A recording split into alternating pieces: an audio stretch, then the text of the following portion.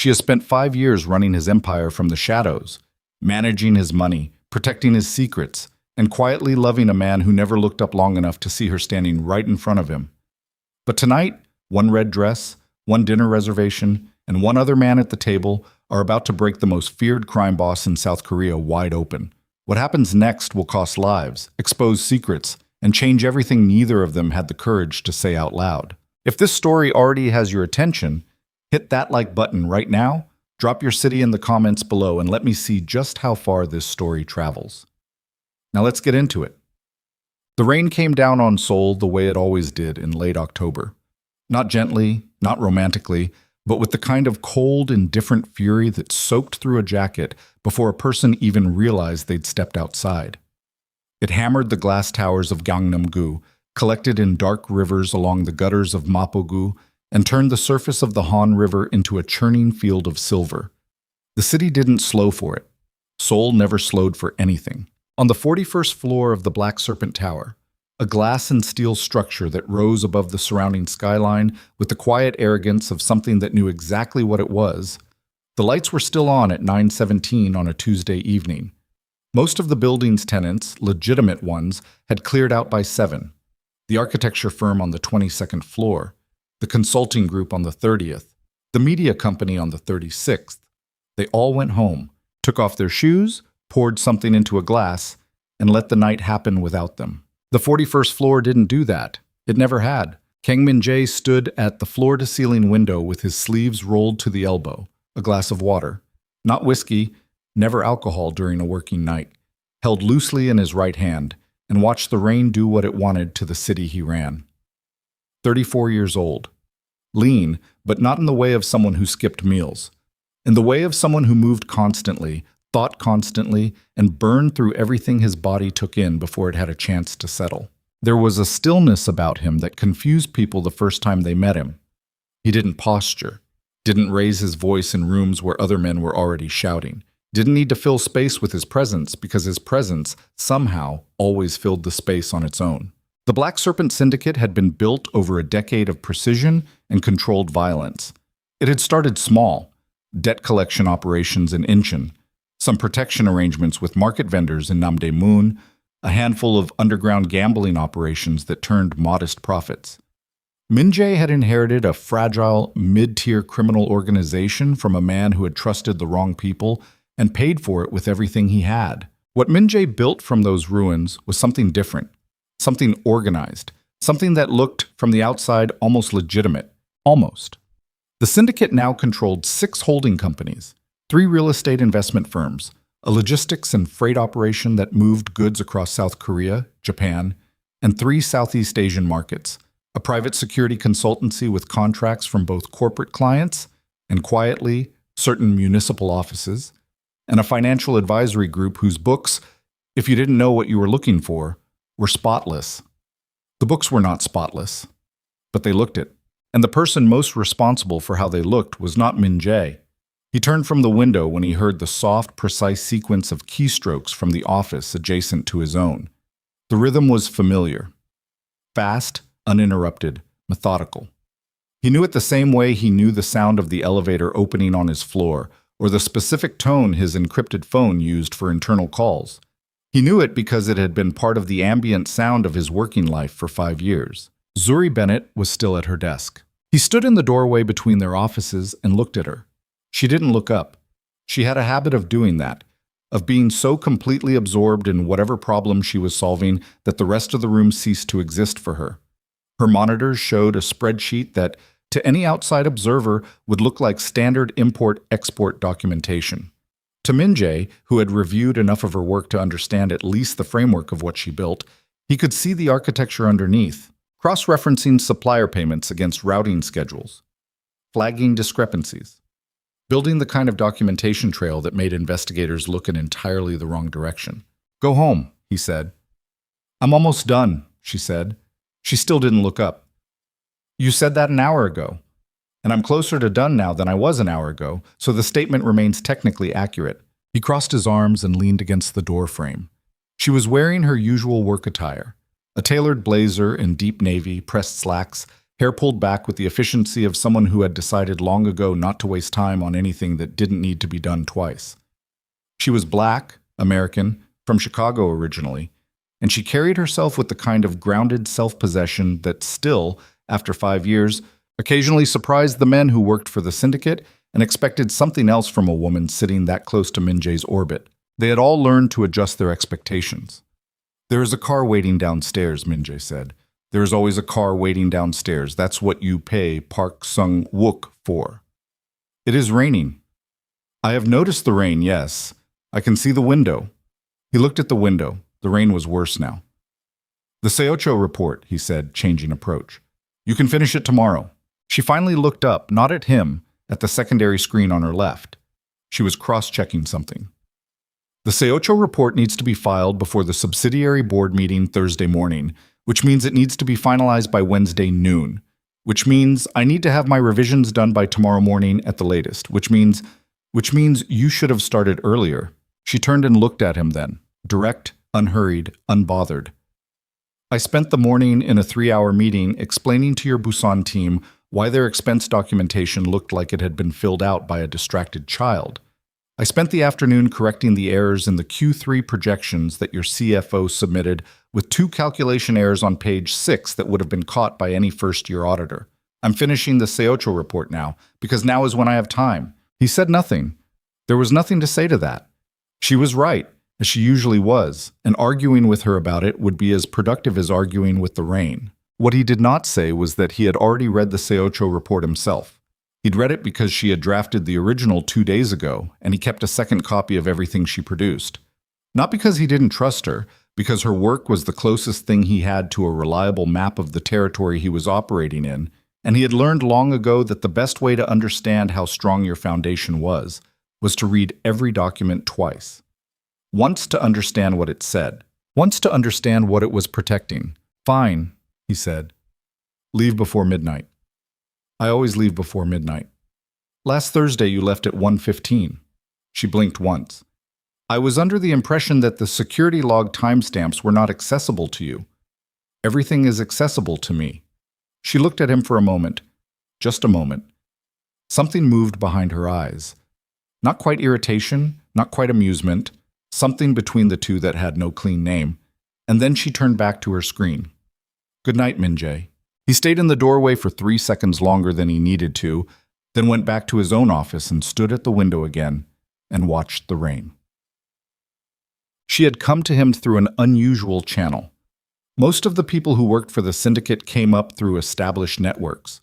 Former military, law enforcement, organized crime affiliates, business people with specific vulnerabilities that Min-jae's organization could exploit or accommodate. Zuri had come through none of those. She had come through a job posting, a real one, placed in the English-language professional job boards that catered to the expatriate community in Seoul, advertising an executive assistant position at the Black Serpent Holdings Group, the top-tier legitimate holding company that served as the public face of the syndicate's financial architecture. The posting had been placed by Min-jae's then chief of staff, a meticulous man named Oh Dong-hyun, who believed that the legitimate business operations should be staffed by people who had no prior criminal affiliations, on the theory that genuine legitimacy was the best cover for illegitimate operations. Zuri had applied. Min-jae had interviewed her himself, not because he interviewed all candidates, he didn't, but because her resume had been unusual enough that he wanted to understand it in person. She had a master's degree in financial forensic analysis from Northwestern University. She had spent 2 years at a major accounting firm in Chicago, where she had been part of the team that investigated financial fraud in 3 separate mid-sized corporations. She had then, inexplicably, spent 18 months working as an independent financial compliance consultant for a family-owned import-export business in Seoul, before that business had closed, leaving her in Korea without a position, but apparently without any inclination to go back to Chicago. He had asked her about that during the interview, about why she stayed. She had looked at him across his desk with an expression that was entirely composed and said, "Because I was better at the work here than I was at the work there. The problems are more interesting." He had hired her the same day. It took him 3 weeks to understand what he actually had.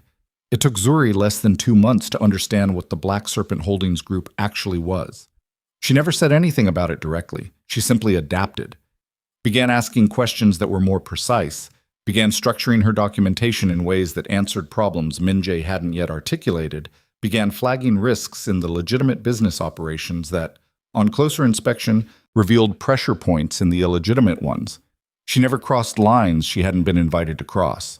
She found ways to make herself useful on both sides of a boundary that she acknowledged without naming. Min-jae had watched that process with something close to admiration. He had run a quiet background check in the 3rd month. He should have done it at hiring, but Oh Dong-hyun had done a surface one and Min-jae had been distracted and had found nothing alarming. No criminal affiliations, no government contacts, no surveillance operations in her history. Just a very intelligent woman who was very good at understanding the architecture of how money moved and where it hid. He had also found that she had no family in Korea, a mother in Chicago, a younger brother in Atlanta, friends, but scattered. She had built her life in Seoul 1 room at a time, in an apartment in Mapogu that she'd rented for 4 years, with a small balcony that she apparently used to grow herbs, based on the single photograph he'd seen once, accidentally, on her phone when she'd asked him to check a message while her hands were occupied with a file stack. He hadn't meant to notice that detail. He noticed it anyway. Wednesday passed, then Thursday. The Seocho report went to the board. The CFO corrected his page 6 errors. The Busan team filed cleaner expense reports. The syndicate's operations moved through their channels with the hydraulic efficiency that Min-jae had spent a decade engineering. On Friday morning, Zuri arrived at 7:52, 8 minutes earlier than usual, which meant she had something she wanted to finish before the day's scheduled meetings. Min-jae was already in his office. He noted her arrival time the way he noted most things. Not consciously, not deliberately, but because his awareness of the rhythms of his environment was a survival mechanism that had become second nature.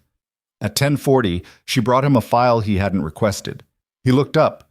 Dragon Crest submitted a revised proposal for the Incheon deal, she said. I flagged it against the terms from August. There are 3 structural changes. She set the file on his desk. None of them are improvements. He opened it. She was right.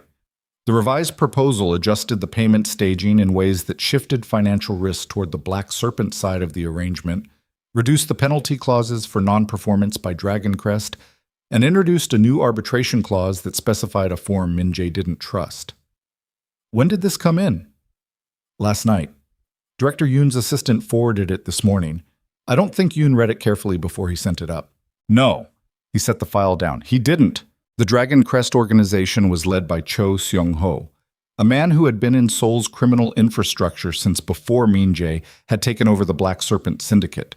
Seong-ho was older, more established in certain traditional networks, and possessed of an operational style that relied heavily on relationships and pressure rather than the financial and logistical precision that Min-jae favored.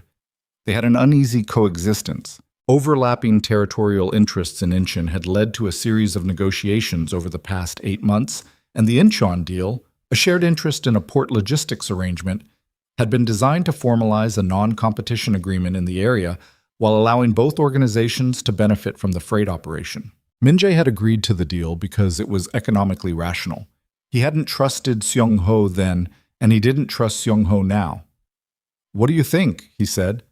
It wasn't a question he asked often, not because he didn't want input, but because most of the people around him offered opinions without being asked, and the ones who waited to be asked usually had something worth hearing. Zuri looked at the file on his desk. I think the arbitration clause change is the one that matters. The other 2 are negotiating positions. The arbitration clause is where someone ends up when they're planning for a specific outcome. He looked at her, meaning they're planning to breach. Meaning someone is planning for the possibility of a dispute and wants to control where it's resolved. She paused. I'd want to understand the financial flow on their side of the deal before I agreed to anything. He nodded once. I'll have Director Yoon request a full disclosure package. I already drafted the request, she said. It's in your outbox. Needs your authorization to send. He stared at her for a moment. She was already turning to go. Zuri? She stopped. Good work. She didn't smile.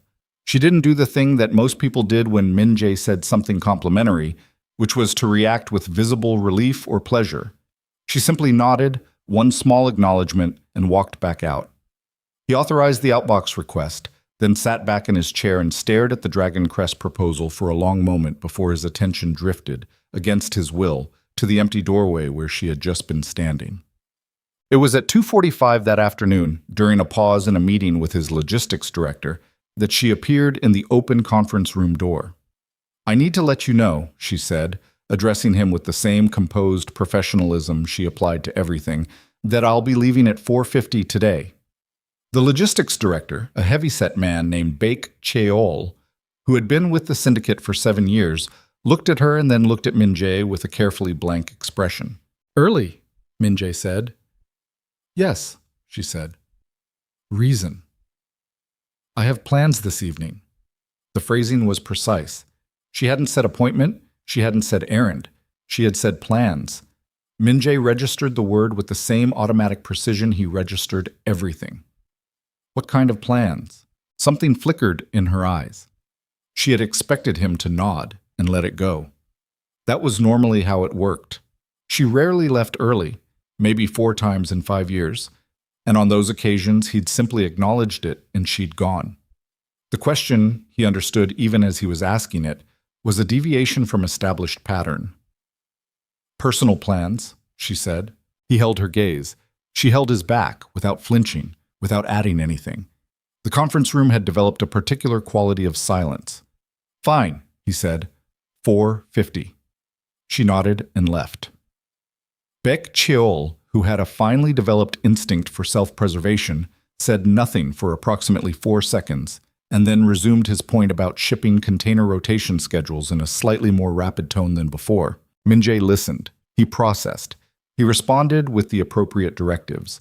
But some partition of his attention was somewhere else entirely, turning a single word over and over with the compulsive precision of someone checking whether a calculation contained an error. Plans. By 4 in the afternoon, the word had not gotten quieter. He didn't examine why. He was, by both training and inclination, a man who operated through action rather than introspection. He identified problems, assessed variables, and determined responses. The problem of why the word plans was occupying mental bandwidth he needed for a Friday afternoon full of syndicate business. That problem he left on the table and walked away from. At 4:38, he was signing off on a transfer authorization when his assistant chief of security, a compact, watchful man named Han Dae-soo, appeared in the doorway. Dae-soo ran Min-jae's personal security operation with the same emotional temperature as a building inspector. Methodical, thorough, constitutionally unimpressed. "Ms. Bennett," Dae-soo said. Min-jae looked up. "What about her?" "She's been in the executive bathroom for 22 minutes. Min-jae set down his pen. "And?" "She brought a garment bag in with her." The garment bag detail landed differently than it should have. He looked at Dae-soo. Dae-soo looked back with the expression of a man who was reporting a fact without attaching any interpretation to it, and was prepared to go on doing so for as long as necessary. "That's her business," Min-jae said. "Yes, sir," said Dae-soo. At 4:52, Kang Min-jae was standing near the elevator bank with what appeared to be a document requiring discussion when the door to the executive bathroom opened. He registered the red first. The dress was not flamboyant. It wasn't trying to announce anything. It was simply precise, the kind of garment that had been chosen with understanding of what it was doing. Crimson, structured at the shoulder, fitted through the torso and hips in a way that made no apologies for the body it dressed. Zuri Bennett was a tall woman, broad-shouldered, full-figured, and she moved in that dress the way she moved in her work blazer, like a person who had made a decision about how they occupied space and was not revisiting it. She had let her hair down. She was wearing earrings he'd never seen before. Small, gold, catching the corridor light. She looked up and saw him standing near the elevator. Something passed through her expression, brief, controlled, complicated. Then she adjusted the strap of a small bag on her shoulder and walked toward him with her chin level. "Enjoy your weekend," she said. The elevator opened. She stepped in. Min-jae said nothing. He stood with the document in his hand and watched the elevator doors close in front of a woman he had worked beside for 5 years, and in that moment, in that specific 2 seconds, felt the distinct and disorienting sensation of seeing her entirely differently than he ever had before. The elevator light tracked downward. 39, 37, 34. He was moving before he had made the conscious decision to move. "Dae-soo," he said, walking back toward his office. "Car? Private. 2 minutes." "Sir, 2 minutes, Dae-soo." He told himself it was a security matter. He told himself it in the elevator going down, in the black sedan pulling out of the building's underground lot, in the 40-minute drive through Friday evening Seoul traffic that tested the patience of every driver except his, because Min-jae's patience had been constructed over years to withstand far worse than Friday traffic. He told himself it was professional due diligence. She was his most critical operational staff member. She had significant knowledge of the syndicate's financial architecture. A person in her position had exposure that required, from a security standpoint, some reasonable awareness of her social connections and potential vulnerabilities. He told himself this with the systematic conviction of a man who was used to his own internal arguments and knew exactly when he was winning them and when he was not. He was not winning this one. The restaurant was called Suyeon, named after the river view it was built to showcase. It occupied the 3rd floor of a building on the northern bank of the Han, and its floor-to-ceiling windows gave every table an unobstructed line of sight to the water. It was the kind of place that knew what it was providing and charged accordingly. Soft lighting, tablecloths that had been starched to the correct degree of formality, a wine list that required some patience to navigate. Not extravagant. Considered. He had stopped his car half a block down and sent Dae-soo in first, a request that Dae-soo accepted with the expressionlessness of a man who had been asked to do stranger things in service of stranger impulses.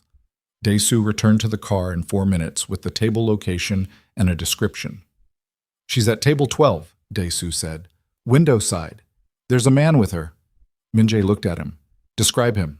"Caucasian, 30s, business, casual, nice watch. Nothing visible on him. He's smiling a lot." The smiling a lot detail landed in Min-jae's chest like a stone dropped into still water. "He's smiling." "Yes, sir." "What is she doing?" Dae-soo paused for just a fraction of a second. "She's smiling, too." Min-jae got out of the car. He didn't go in immediately. He stood on the street with the October rain thinning to a mist around him and did what he almost never did. He hesitated. The glass front of the restaurant was lit amber from inside, and through it, at sufficient angle, he could make out the table by the window. He could see the edge of her crimson sleeve. He could see, across from her, a man who had the easy posture of someone who believed the evening was going extremely well. The man leaned forward at something she said, a natural movement, the body language of someone engaged, someone interested, someone who was right in the middle of deciding that this was a person he wanted to keep talking to. Min-jae stood in the misting rain for 40 seconds. Then he went in. The host at the front asked for his reservation in Korean. He answered in Korean. He had no reservation. He said his name. The host's expression changed, not dramatically, but in the small, specific way of someone who had just rearranged their priorities. And he was shown inside. He did not go to the bar. He walked to table 12. The man across from Zuri noticed him first. His smile suspended mid-conversation, the way smiles do when something has entered the ambient environment that the body hasn't finished processing. Then Zuri, reading the shift in her companion's face, turned. She looked at Min-jae. Her expression went through 3 things in rapid succession: recognition, surprise, and something harder that settled into place like a lock engaging. "Min-jae," she said. Her voice was completely level. "Zuri," he said. He looked at the man across from her. "I don't believe we've met." The man had the instinct to stand. Min-jae noted the instinct. "Ethan Walker," the man said. American accent, clear and calibrated, the kind of English that came from good schools and comfortable rooms. He extended his hand. "I'm sorry, are you a friend of—" "I work with her," Min-jae said. He shook the hand, brief, precise. "Min-jae," Zuri said again, and this time there was something underneath the level tone that he recognized as a warning. He pulled out the chair at the end of the table and sat down. Ethan Walker looked at him, and then at Zuri, with the expression of a man recalibrating rapidly. Min-jae picked up the menu. He examined it. He was aware, with the peripheral accuracy that was simply part of how he moved through the world, that Zuri's jaw had tightened and that her hands, one of which was resting on the tablecloth, had closed into a very contained fist. "The kitchen here is excellent," he said. "The sashimi, particularly." "Min-jae," her voice was not loud, it didn't need to be. "What are you doing here?" He put down the menu and looked at her. The candlelight in the restaurant caught the gold of her earrings and did something complicated to the red of her dress. And her eyes, looking at him with the full weight of 5 years of professional forbearance and something else entirely that he was not ready to name, were not the eyes of an executive assistant managing a workplace inconvenience. "I'm having dinner," he said. "You don't have a reservation." "I rarely need one." Ethan Walker cleared his throat very quietly and reached for his water glass in the manner of a man purchasing himself several seconds of processing time. Min-jae respected the practicality of the gesture, even as he had no intention of making the evening easier for the man who produced it. "This is," Zuri began. "Who is he?" Min-jae said, not looking away from her. "That is absolutely none of your—" "Financial consultant," said Ethan Walker, apparently deciding that providing his own context was preferable to the alternative. "International portfolio work, mostly. I'm based out of the Singapore office, visiting Seoul for 3 weeks. He managed a reasonable facsimile of a neutral smile. "How do you two know each other?" "She runs my company," Min-jae said. Ethan Walker's version of neutral flickered. "I work for his company," Zuri said. The distinction was precise, and she knew Min-jae would hear it. "As an executive assistant." "As the most critical person in my operation," Min-jae said. The table went quiet. The restaurant's ambient music continued. Somewhere 2 tables over, a couple laughed at something that had nothing to do with any of this. Zuri was looking at him with an expression that had moved past the first layer of anger and into something colder and more purposeful. "You need to leave this table," she said quietly. "Not yet." "Min-jae, I'm not finished." "I am," she said. "With this conversation, right now, you don't get to—" "You look beautiful," he said. The 3 words fell into the space between them like something dropped from a height. Ethan Walker became very interested in the texture of the tablecloth. Zuri's expression stopped moving. The controlled, armored competence of it fractured, not into softness, but into something raw, something that had been sitting underneath the professional surface for longer than Min-jae had been paying attention. She held his gaze for 4 seconds. Then she said very quietly, "You need to leave this table right now." He looked at her for another moment. Then he stood. "Mr. Walker," he said, without looking at Ethan, and walked back toward the entrance. Tick. He was standing on the pavement outside, the mist of the rain light against his face, his jacket already faintly damp, when she came through the door behind him. He hadn't expected her to follow immediately. He had expected her to stay inside, finish the evening, and arrive on Monday morning with the full professional armor reinstated and nothing said. She had followed immediately. He registered that. He filed it in the same place he'd been filing things about her all day. "That was—" she started. "I know," he said. "You don't get to just—" She stopped, breathed. "I don't know what you think just happened in there, but you don't get to walk into my evening and sit down like you have any right to be there. That is not how this works." "No," he said. "It isn't." "So why?" Her voice cracked on the last word. Not completely, but enough. "Why did you come here?" He turned to face her. The streetlights of the riverfront caught the rain in her hair and the red of her dress and the gold at her ears, and he stood in the gap between what he had been telling himself all evening and what was actually true. "I don't know," he said, which was, for Kang Min-jae, as close to the truth as he had come in years. Something in her expression shifted. She was going to say something. He could see it forming when the world came apart. The black SUV rounded the corner from the Mapogu direction, doing 50 kilometers in a 30 zone. Min-jae's threat awareness processed it before his conscious mind did. The aggressive line, the windows already lowering, the angular geometry of automatic weapons appearing in the gap. He hit Zuri before she'd even fully registered the sound of the engine.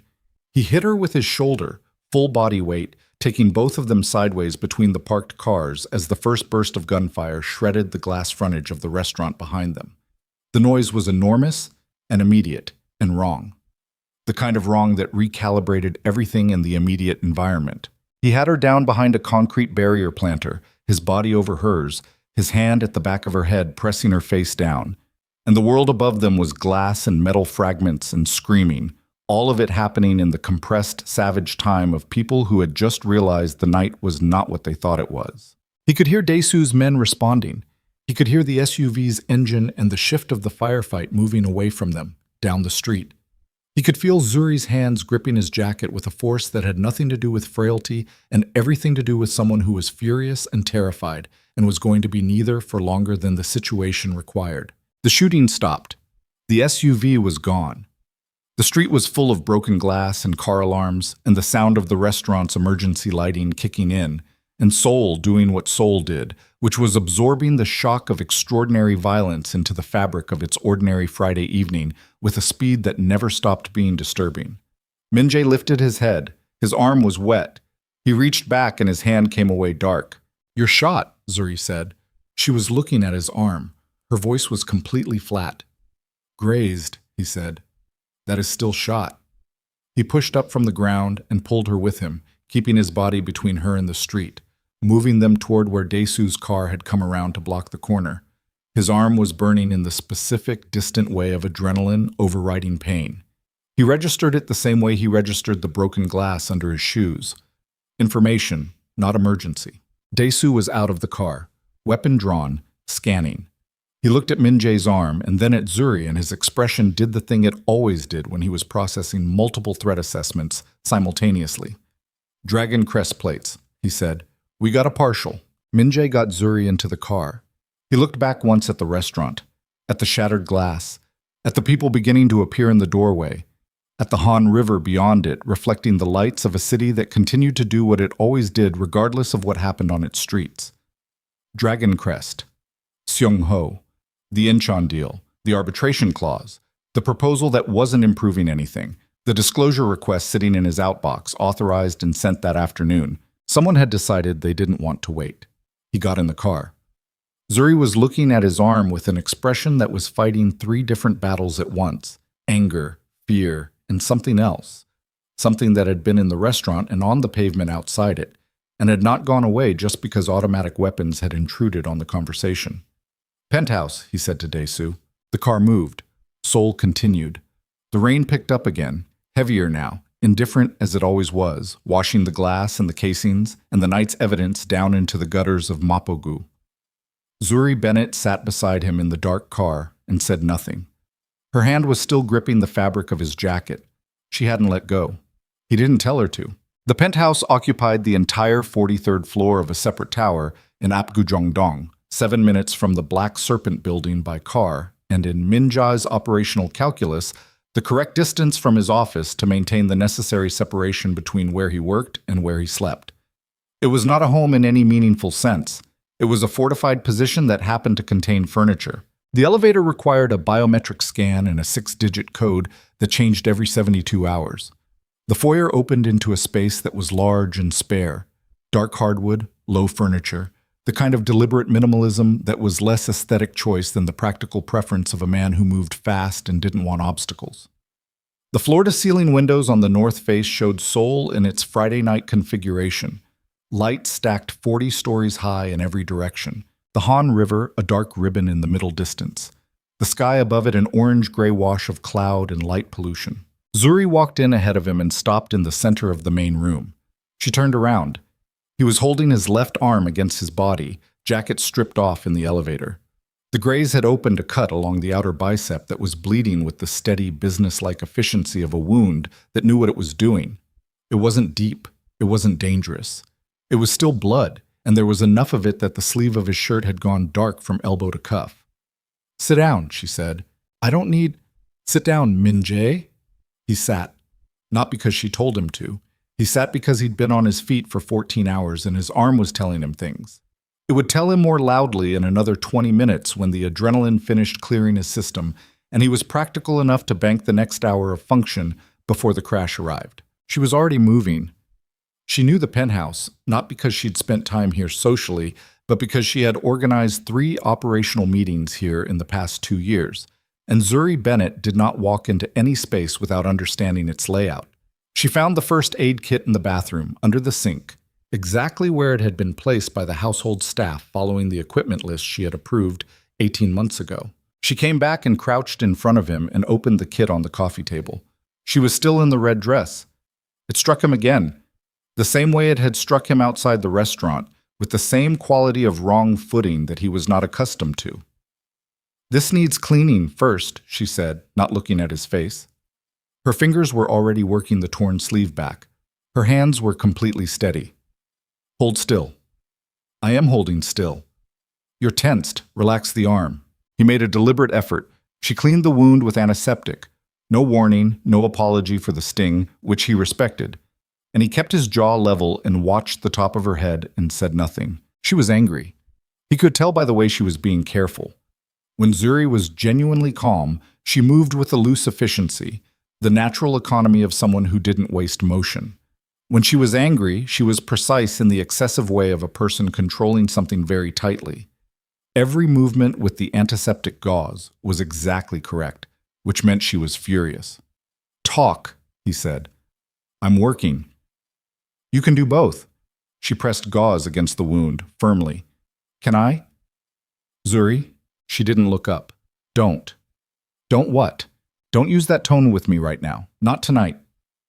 She taped the gauze in place and sat back on her heels and looked at him for the first time since they'd gotten in the car. Her eyes were not soft. They were not the eyes of a woman who had been scared into forgiving him. They were the eyes of a woman who had spent 5 years being a certain version of herself in his presence, and had tonight, in the space of 2 hours, been pushed out of that version in every possible direction and was not done processing what that meant. "You followed me," she said. "Yes." "To a restaurant. On my private time." "Yes." "And sat down at my table." "Yes." She looked at him.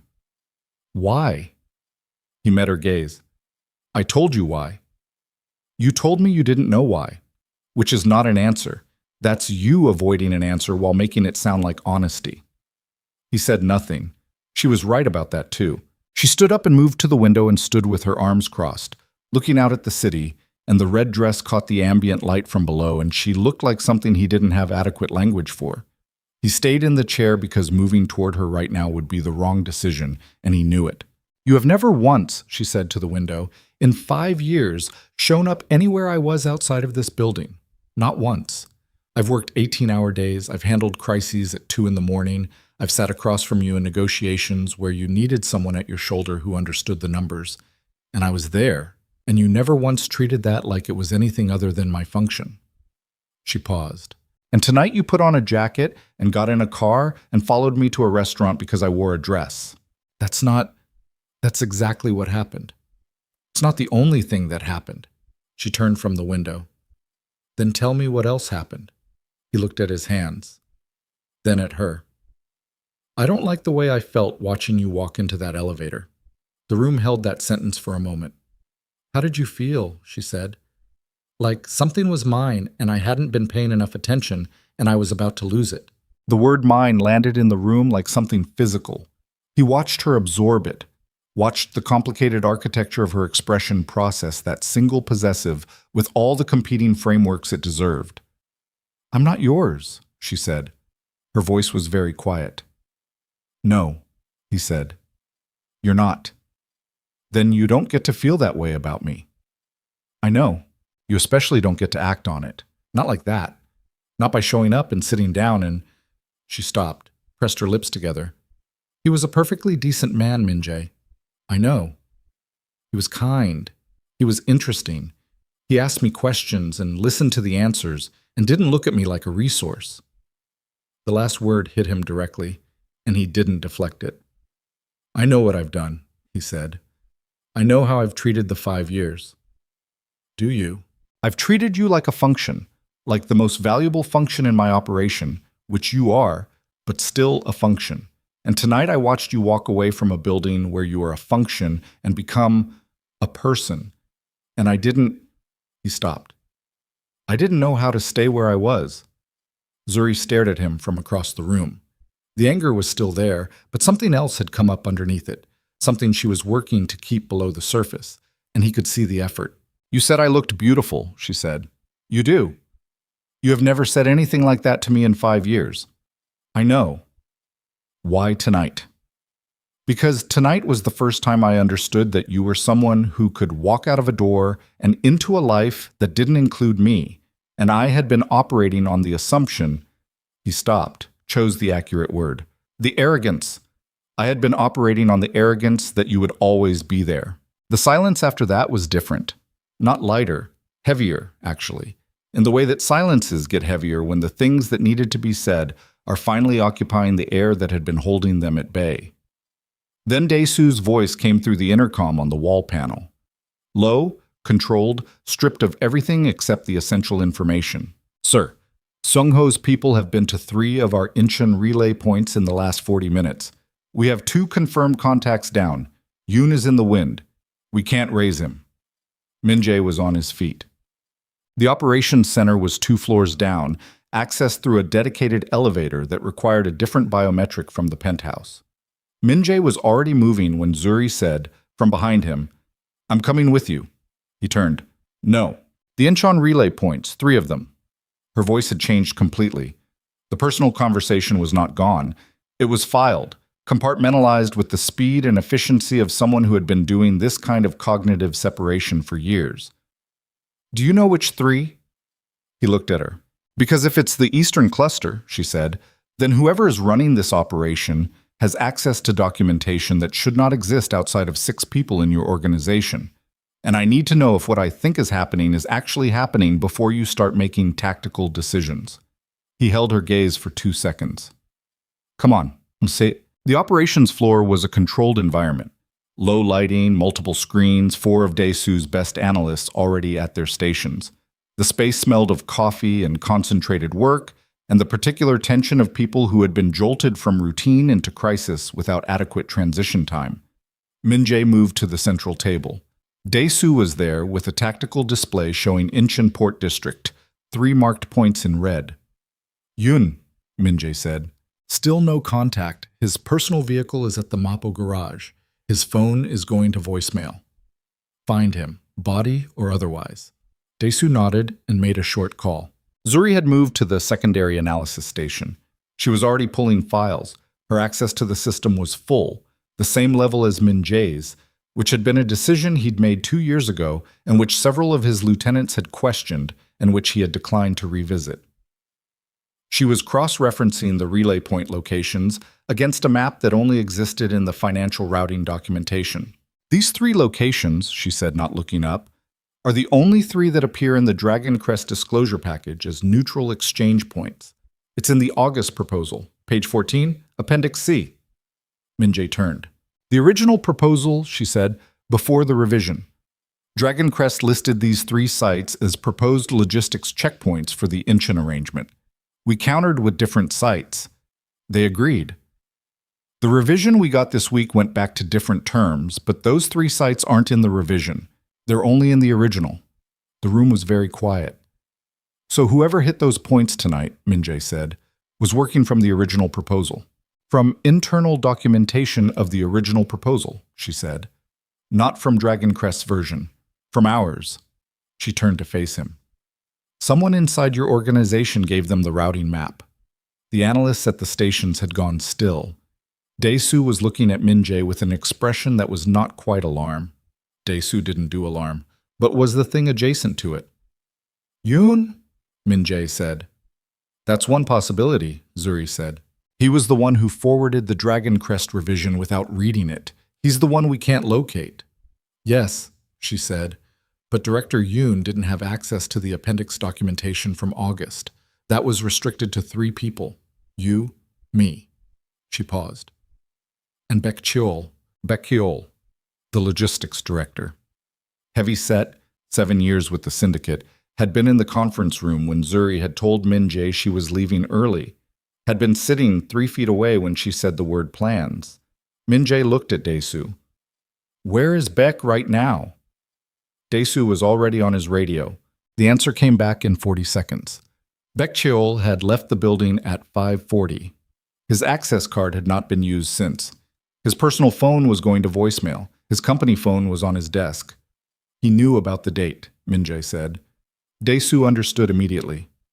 He was in the room. He heard the restaurant. He heard the time. Min-jae turned back to the tactical display.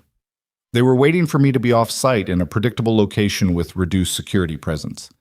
He stared at the 3 red points on the Incheon map. This wasn't about Zuri. This was about me. She was the mechanism to get me out of the building tonight. The room absorbed that. Zuri was quiet for a moment. Then she said, "That's partially correct." He looked at her. "The attack tonight wasn't only about getting you off-site." She pulled up a financial screen. "I've been running a parallel analysis on the Dragon Crest financial flows for the past 3 weeks, since the original proposal came in. I didn't tell you because I wanted to be certain before I brought it forward." She turned the screen toward him. "Seong-ho has been moving money out of the shared Incheon account structure for the past 6 weeks. Small amounts, staged across 17 different sub-accounts, structured to stay below any automated flagging threshold." The screen showed a flow diagram. Min-jae stepped closer. The pattern was clear once you knew what you were looking at. A careful, patient bleed of capital from accounts that the Black Serpent Syndicate believed were joint holdings. "How much?" he said. 31 billion won, she said. "Over 6 weeks." The number was large enough to change the shape of everything. "He was planning to breach the deal," Min-jae said. "Take the money, hit our Incheon operation before we could respond, and walk away clean." "The revised proposal was a delay mechanism," she said. "Keep you in negotiations while the account drainage completed. The revision was designed to run another 3 weeks of back and forth. By the time you identified the breach and initiated legal remedies, the money would be unreachable." Min-jae stared at the screen. 31 billion won. 6 weeks of patience. Baek Cheol feeding them operational intelligence from inside the organization. The restaurant attack designed to hit Min-jae in an exposed position with reduced security at a moment when his personal attention was pointed somewhere else entirely. It was a good plan.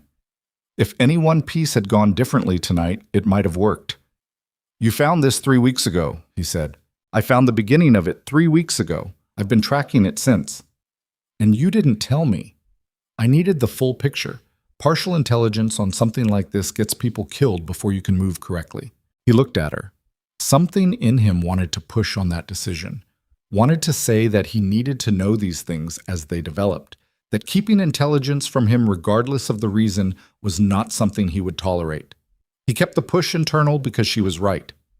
Partial intelligence surfaced prematurely, and Seong-ho would have detected the counter-surveillance and accelerated the timeline before Zuri had finished mapping the network. She had been protecting his operation more thoroughly than he had been protecting himself.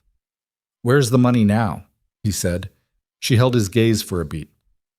"I moved it," she said. The operations room went so quiet he could hear the ventilation system. "You moved it." 3 days ago, when I confirmed the final routing pathway, I redirected it through 4 relay accounts into a protected offshore structure with encryption architecture that Seong-ho's financial team won't be able to crack in under 8 weeks. She paused. "Assuming they're still operational in 8 weeks. Dae-soo made a sound that was not quite a sound. One of the analysts at the far station turned very deliberately back to her screen. Min-jae stood in the center of the operations room and looked at the woman who had just told him she had independently moved 31 billion won of disputed criminal funds into a protected account structure, without authorization, without informing him, and had timed the revelation to the moment when it was most useful. "You understand," he said very carefully, "what you just told me." "I understand exactly what I just told you. You moved money that isn't yours to move, from accounts that belong to an active criminal negotiation, unilaterally, without telling me.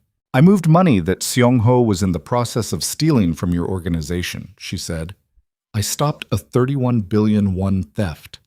I protected the asset base that funds everything this organization runs." Her voice was completely steady. "And I did it without telling you because you trusted Baek Cheol, and I didn't know yet who else you trusted that I shouldn't." The last sentence landed like a blade placed flat on a table. Precise. Not threatening. Worse, accurate. He stared at her. She stared back. "Seong-ho found out the money was gone," he said. "Apparently. That's why tonight happened. Not the disclosure request, not the deal negotiation. Because he went to collect what he thought he'd drained and found it missing. Yes. So the attack tonight was not about getting me out of the building. No, she said. The attack tonight was about me. The room was absolutely still. He knows it was me, she said. Or he suspects. He can't prove it yet. The routing architecture is clean. But someone inside this organization told him that the person most likely to have detected the drainage and moved against it was not you. It was your executive assistant. She said the last two words with a flatness that contained about 6 different things simultaneously. Betrayal knew what I did. He's known for longer than either of us realized. Min-jae processed that. The attack on the restaurant. The specific angle of fire. The black SUV coming from the direction that would have caught Zuri on the pavement before the security detail could respond. If the security detail had been positioned the way it normally was on a routine evening. They hadn't been after him. He had thrown himself over her and taken the graze on his arm, and walked away believing he had been the target, because he was always the target, because that was the operating assumption he had never had cause to revise. He had been the wrong target tonight. "They'll come again?" he said. "Yes," she said, "they'll come again." He looked at her across the operations table, in the red dress, in the low light of his operations center, with 31 billion won sitting in an offshore account she had built and secured and not told him about, and the full complexity of what Zuri Bennett actually was, had always been, was standing in front of him with the unadorned patience of someone who had been waiting for him to see it clearly. His phone vibrated. Dae-soo's analyst called across the room. "Sir, we have Baek Cheol." Min-jae didn't look away from Zuri. "Where?" "He's in a car. Mapo Bridge, northbound. He's not alone." "Who's with him?" The analyst's voice was careful. "2 Dragon Crest vehicles, sir. He's not with them against his will." Min-jae held Zuri's gaze for one more second. Then something moved across her face. Something that had nothing to do with the money, nothing to do with Seong-ho, nothing to do with the operational chess game that had been running for 6 weeks in the dark. Something personal. Something that had been in the restaurant and on the pavement and in the first aid kit and in the conversation by the window and had not resolved itself simply because the rest of the night had intervened. "You should know," she said quietly, "that the date tonight wasn't entirely about what I told you it was about." He waited. "I didn't stage it to make you jealous," she said. "That's not who I am. Ethan Walker is a real person and a genuinely decent one, and he asked me to dinner and I said yes." She paused. "But I also knew, I have known for a long time, that you would find out, because you find out everything. And I think somewhere in the part of me that I don't examine very carefully, I wanted to see what you would do." The operations room felt very small. "And now you know," she said. He looked at her. He opened his mouth to answer, the real answer, the one that had been building since the elevator, since the window, since she had walked into the restaurant's light in that dress, and turned a decade of careful, deliberate distance into something he couldn't maintain anymore. Dae-soo appeared in the doorway behind Zuri. "Baek-cheol's car just stopped," Dae-soo said. "Mapo Bridge. He got out." A pause. Both Dragon Crest vehicles drove on without him.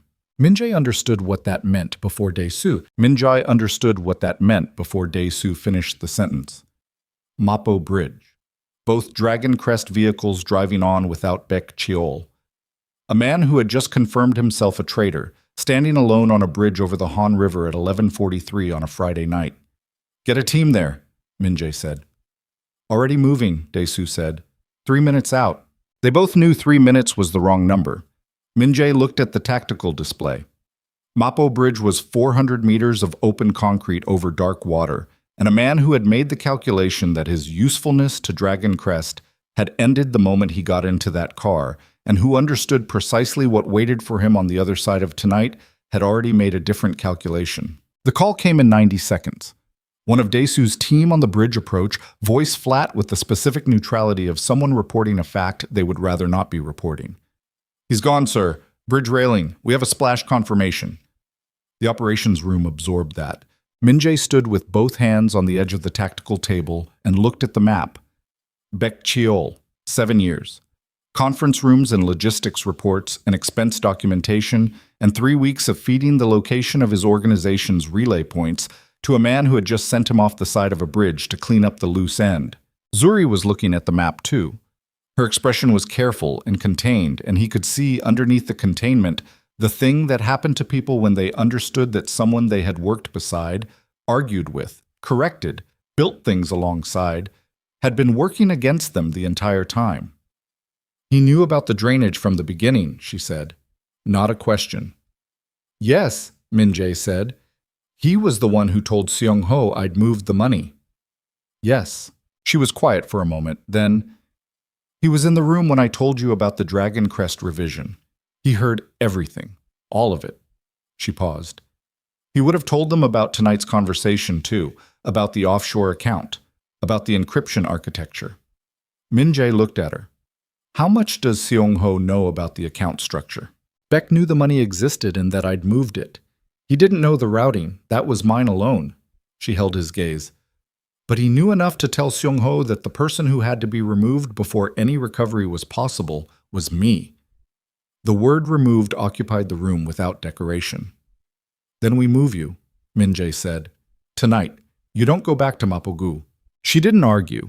That more than anything she'd said in the last 2 hours told him how clearly she understood the weight of what tonight had become. Days. By 1 in the morning, the penthouse had been converted into a working operations center. Dae-soo's analysts were on the secondary floor.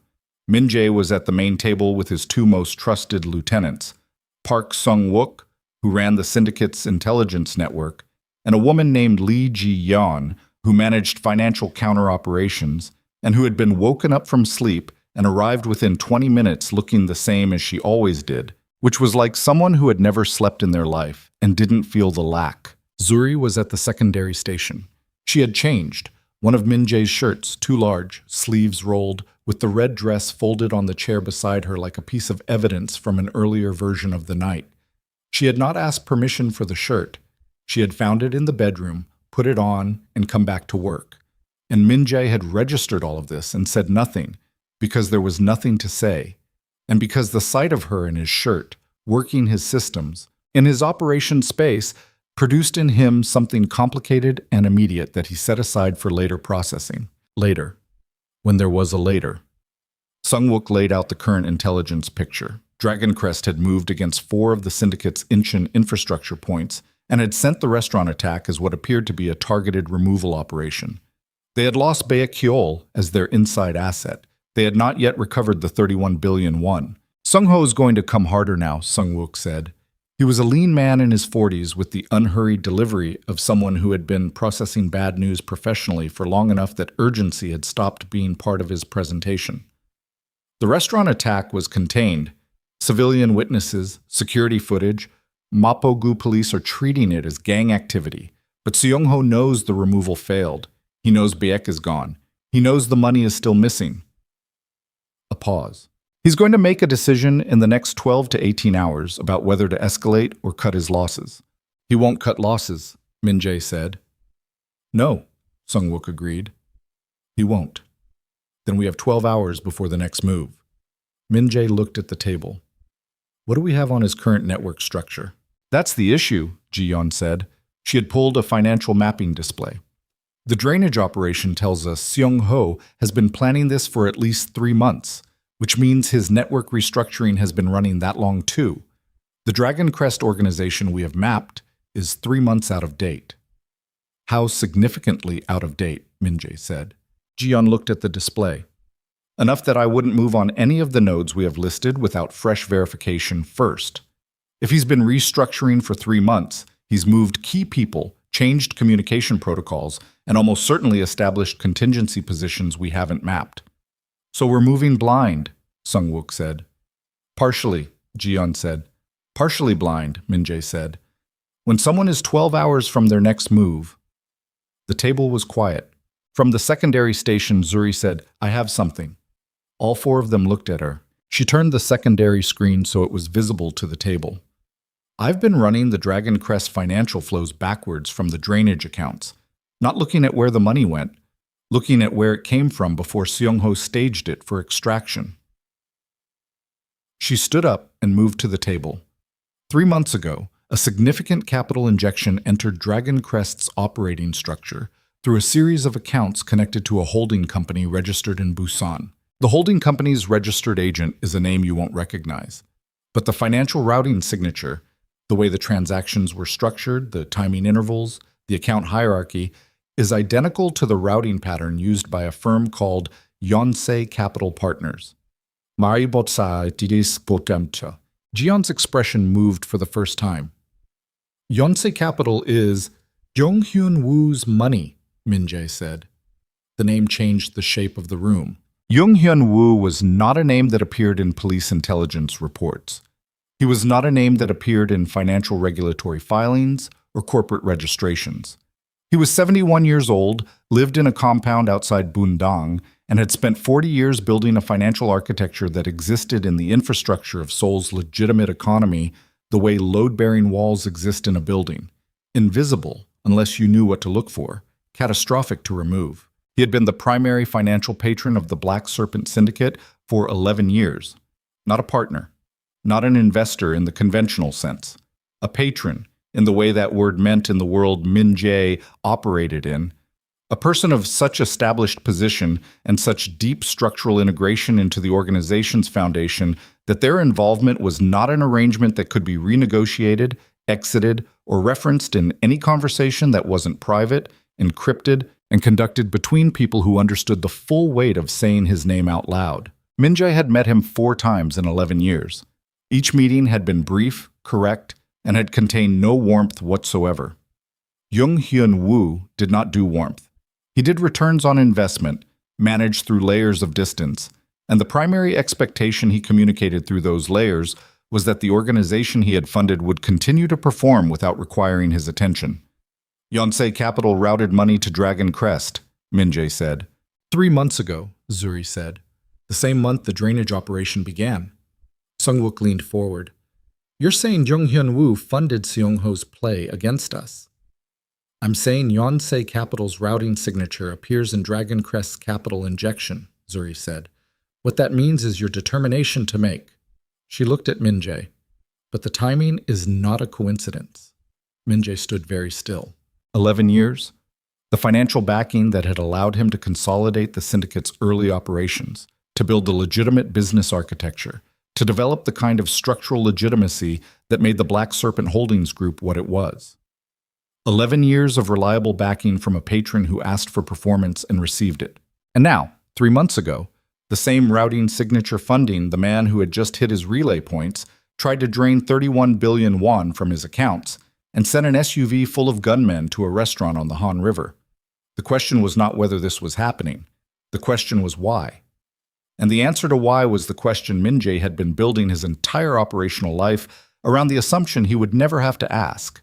He's replacing us, Jiyeon said. Flat, precise, no uncertainty in it. Dragon Crest is the new vehicle. Seong-ho has made arrangements. Jung-hyun Woo is transferring his backing. Why Seong-ho? Sung-wook said. Because Seong-ho is traditional, Min-jae said. His voice was very quiet. He operates through relationships and pressure. He doesn't build financial architecture. He doesn't create legitimate business covers. He stopped. He doesn't need a Zuri Bennett, Jiyeon said. The words went into the room and stayed. Min-jae looked at her. Jung-hyun Woo doesn't want clean books, Jiyeon said. He wanted them 11 years ago because they were protective. Now, she paused. Regulatory environment has changed. International financial scrutiny has increased. A legitimate-facing syndicate with sophisticated financial architecture is a liability to someone at his level. It creates documentation, paper trails, audit surfaces. She looked at the financial display. Seong-ho runs dark. No financial forensics, no paper, no exposure.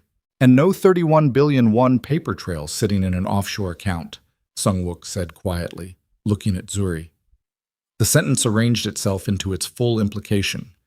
Zuri had moved the money. She had protected it.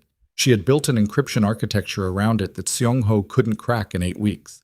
She had done all of this because she was protecting the Black Serpent Syndicate's asset base from a theft operation. She had also, in doing so, created the single most dangerous piece of evidence in the entire situation, A documented transfer of 31 billion won, sitting in an offshore account with Zuri Bennett's financial fingerprints on the routing architecture, at the precise moment that the syndicate's primary patron was in the process of transferring his backing to a rival organization. He'll tell Jung Hyun Woo about the account, Min Jae said. He already has, Zuri said. Her voice was quiet and completely steady.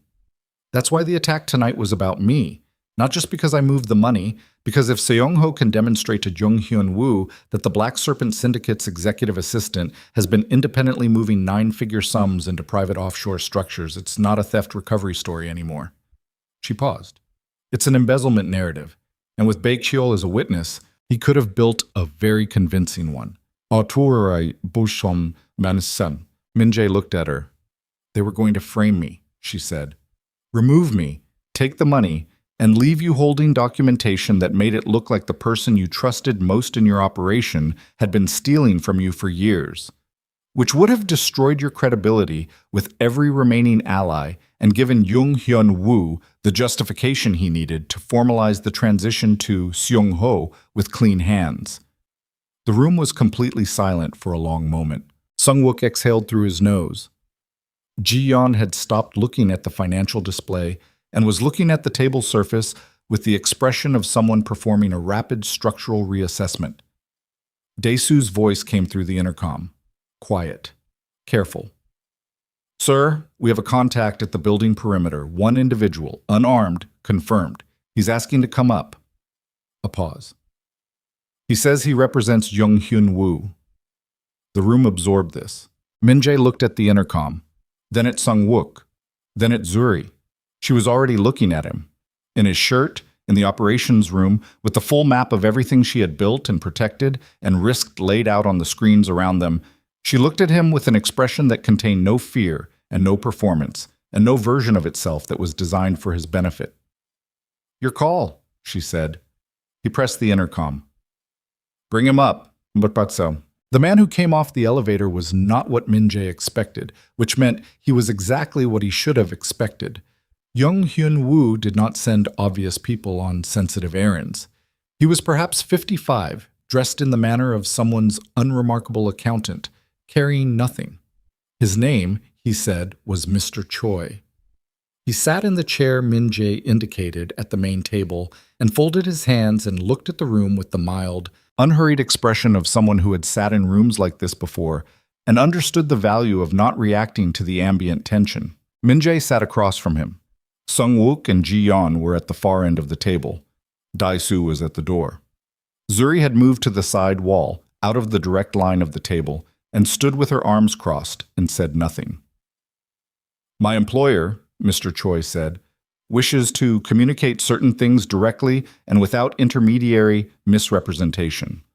Go ahead, Min Jae said. The arrangement between my employer and the Black Serpent Holdings Group has been a productive one. My employer does not dispute this.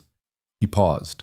My employer also does not dispute that the current situation is, in significant measure, a consequence of decisions made at his level without adequate disclosure to your organization. He acknowledges this directly. Min Jae said nothing. The capital provided to Dragon Crest was intended as a contingency vehicle, Mr. Choi continued, not a replacement.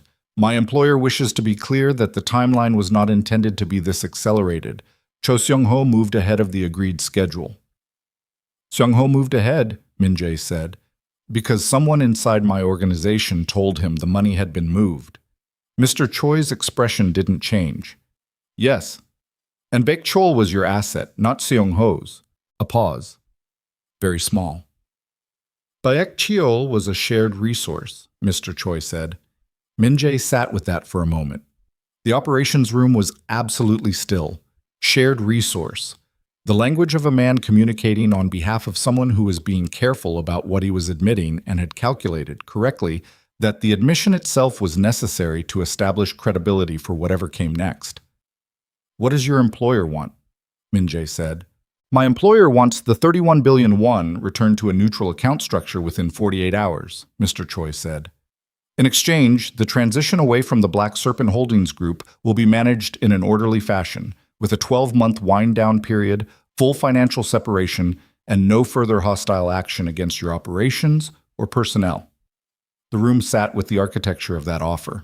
12-month wind down, full financial separation. The Black Serpent Syndicate, dismantled in an orderly fashion at the direction of the man who had funded its construction in exchange for the return of money that had been stolen from it. Min-jae looked at Mr. Choi for a long moment. Then he said, "And if we don't return the money?" Mr. Choi unfolded his hands and refolded them. "My employer believes that would be an unfortunate choice." Meaning Seong-ho continues, meaning certain documentation currently in my employer's possession, financial records, transaction histories, account structures, would become available to parties with regulatory and law enforcement interest. He paused. The documentation is comprehensive. It covers 11 years. 11 years of financial architecture. The legitimate businesses, the accounts, the routing structures. Everything Zuri had built, everything Min-jae had built around it, every structure that had made the Black Serpent Holdings Group what it was. It was all in Jung-hyun Woo's files. It had always been in his files. That was the nature of the arrangement. The patron held the documentation as the ultimate instrument of control.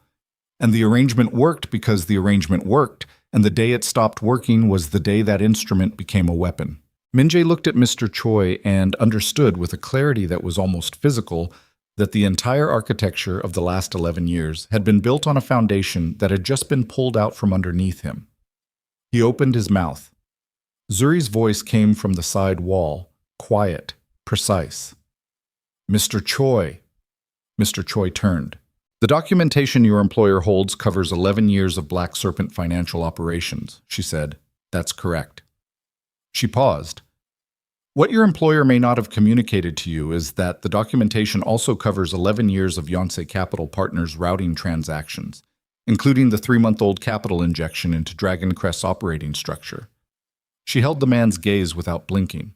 "The same documentation that exposes this organization also exposes the funding source. That's not a threat. It's a structural fact. If the files become available to regulatory parties, they become available completely." Mr. Choi looked at her. For the first time since sitting down, his expression contained something other than mild professionalism. "You're the assistant," he said. "I'm the person who built the financial architecture your employer has been holding over this organization for 11 years, she said. "Which means I'm also the person who knows exactly what's in it." She paused. "Tell Jung-hyun Woo that we'll be in touch within 24 hours. Mr. Choi looked at Min-jae. Min-jae looked at him steadily. "You heard her," he said. After Mr. Choi was gone, the room stayed quiet for a long moment. Sung-wook was looking at the table. Ji-yeon had her eyes on the financial display. Dae-soo was at the door with the expression of a man who had just watched something he wasn't sure he'd processed correctly. Min-jae turned to Zuri. She was already looking at him. Not with triumph, not with the satisfaction of someone who had just played a strong hand, with the exhausted, stripped-down look of someone standing at the far edge of how far their preparation had ever been designed to reach. "The documentation," he said. "Do you actually have Jung-hyun Woo's routing signatures in the archive?" She held his gaze for 3 full seconds. "Yes," she said. "I've had them for 2 years. I built the architecture. I documented everything that went through it, including everything that came in." She exhaled once, slowly. "I didn't build it as a weapon. I built it because I'm thorough, and because in this work, thorough is the only thing that keeps people alive." She paused. "But it's there." He stared at her. "Min-jae." Her voice had dropped to something much quieter. "We have 24 hours before Jung-hyun Woo decides whether my answer tonight was credible or a bluff. Seong-ho is going to move again before dawn because he doesn't know Mr. Choi came here and he's running his own timeline. And somewhere out there, Baekchol's body is in the Han River, and when it surfaces, the Mapogu police are going to start asking questions that don't have clean answers." She stepped away from the wall and moved to the table and put both hands on its edge and looked at him with the full weight of everything the night had become. "I need you to make a decision," she said, "not as my employer, not as the head of this organization." Her jaw tightened. "As the man who told me I looked beautiful and then threw his body over mine when the shooting started. Because those 2 things happened, and they matter, and I need to know if the person who did both of those things is the person who is going to be standing next to me when this gets worse." The operations room was completely still. Minjae looked at Zuri Bennett, in his shirt, with the gold earrings still in from a dinner that felt like it had happened in a different life, with 31 billion won in an offshore account she had built and protected and weaponized on his behalf without being asked, and felt the full, unmanageable weight of what she was actually asking him. His phone vibrated on the table. Daesu's analyst spoke from the intercom, her voice stripped of everything except the information. "Sir, we have movement on the perimeter, multiple vehicles, black SUVs, same plates as the restaurant attack. They're not stopping at the gate." Minjae reached across the table and picked up his phone. He looked at Zuri, and for the first time in 10 years of running an empire on intelligence and controlled distance, Kang Minjae made a decision that had nothing to do with either one. Stay close to me, he said, and moved. The operations room shifted from still to controlled chaos in the span of 4 seconds. Daesu was already on his radio, barking positions to the perimeter team in the clipped shorthand of a man who had trained for this and was now inside it. The analyst killed the main overhead lights and switched to the red-tinted operational mode that kept the screens visible without broadcasting from the windows. Ji-yeon had her phone to her ear. Sung-wook was pulling the weapons locker behind the secondary station. Minjae crossed to Zuri in 3 steps and put his hand on her arm, not gripping, just contact, directional, and moved her away from the window wall toward the interior corridor. She moved with him without resistance, which told him she understood the geometry of what was happening better than someone who needed it explained. "How many vehicles?" Minjae said toward the intercom. 4 confirmed, possibly 5. Coming through the parking structure, sir. They have gate codes. Baek Kyeol. He had given them the gate codes along with everything else. "Elevator shaft?" Daesu said from the door. He had a weapon in his hand. "They'll try to take the elevators. We need to lock the shaft from up here and hold the stairwell access points." "Do it," Minjae said. Sung-wook appeared beside him with a sidearm in each hand. He held one out, grip first. Minjae took it, checked it in the automatic way of someone for whom that motion had been practiced until it was below conscious thought. Magazine seated, round-chambered, safety, and moved. "Zuri," he said. "I heard," she said. She was right behind him, close, and her voice was not panicked. It was the voice she used when she was solving a problem, stripped of everything that wasn't necessary. "Stairwell B is the secondary access. It comes out behind the secondary station. If they split their team, that's where the second group goes." He looked at her. "You memorized the building's tactical layout." "I organized 3 operational meetings here," she said. "I memorize buildings." He held her gaze for 1 second. Then, "Stay with me and stay low. Don't move unless I move." She nodded once. The first breach came through the main stairwell door at the north end of the corridor. Daesu's team had locked the elevator shaft successfully, but the stairwell doors were steel-framed, and the people coming through them had brought the tools for that. The sound of the breach was not the cinematic explosion of film. It was a dense, percussive thud followed by the shriek of a door frame separating from its housing, and then the specific sound of people moving fast through a space they had a rough map of, but hadn't fully seen.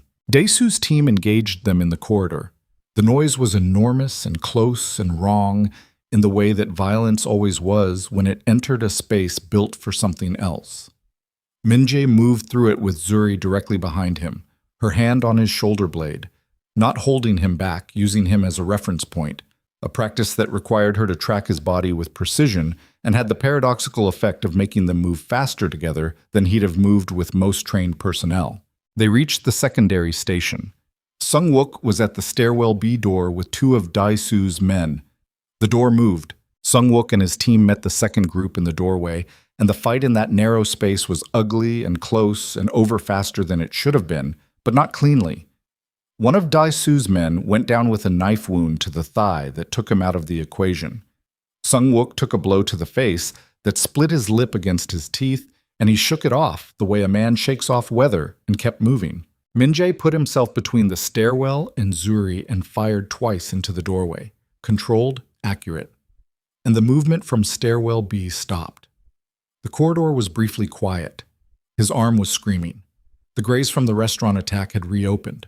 He could feel the bandage wet against his bicep. and the specific, insistent burn of a wound that had been asked to do too much. He breathed through it, filed it, kept moving. "Dae-soo," he said into his radio. "North corridor secured, 2 of theirs down, 1 of ours injured." Dae-soo's voice was clipped and slightly breathless, which on Dae-soo was the equivalent of screaming. "We have a problem, sir." "Say it." "The 4th vehicle didn't come inside. It's on the street. We have a man on the roof of the building across the access road with a long gun." A pause. "And there's someone else, sir. In the parking structure. He's not with the assault team." "Describe him." "Older. Expensive coat. He came in a separate vehicle that arrived after the breach teams. He's waiting in the structure." Min-jae processed this. Someone who had come to watch. Someone who had arrived after the shooting started, in a separate vehicle, and was waiting in the parking structure of his building while his hired teams worked above. "Seung-ho," he said. "Has to be," Dae-soo said. "He came to confirm it personally." Zuri's hand tightened briefly on his shoulder and then released. He didn't look at her. He was doing the math. Seung-ho in the parking structure, a sniper on the rooftop across the access road, breach teams that had taken casualties but hadn't been fully neutralized. Dae-soo's team depleted by 2, his own arm telling him things he was still not listening to. The math was not good. "Jiyeon," he said. "Here," she said from somewhere behind him. She had gone to ground behind the secondary station during the breach and had her phone out, still working. He had a moment of vertiginous clarity about the particular quality of people he had around him. "The offshore account," he said. "Can you access it from here?" "With Zuri's credentials, yes." He looked at Zuri. She understood immediately. "You want to move it again. I want Seung-ho to know right now, in that parking structure, that the money is being moved to a position he will never reach. I want him to get that information while he is standing in my building." He held her gaze. "Can you do it in under 4 minutes?" 2, she said, and was already moving toward Jiyeon. He turned back to Dae-soo's radio. "Can you get me to the parking structure?" A pause. "The sniper on the roof across the road covers the main access route. If you go down the east stairwell, you can reach the structure without crossing his line of sight, but you come out near the vehicle ramp and he may have a partial angle there." Another pause. "Sir, I'd recommend against east stairwell," Min-jae said. 2 minutes. "Meet me at the bottom." The east stairwell smelled of concrete and the particular staleness of spaces that served emergency functions and were otherwise ignored. Min-jae moved down it fast, his left arm held against his body, his right hand on the weapon and the railing alternating as the situation required. The stairwell was clear. He had 45 seconds of relative quiet, and he used it to breathe, deliberately, deep, the way that fed oxygen into a system that needed it, and settled the adrenaline chemistry down to a functional level rather than a compromised one. His arm was very bad. He was managing it. These were 2 separate facts, and he was treating them that way. Dae-soo met him at the bottom of the east stairwell with 2 men and the expression of someone who had voiced his objection and was now doing his job. "He's in the northwest corner of the structure," Dae-soo said, voice barely above a murmur. 2 personal security with him, armed, professional." A beat. "He's on a phone call.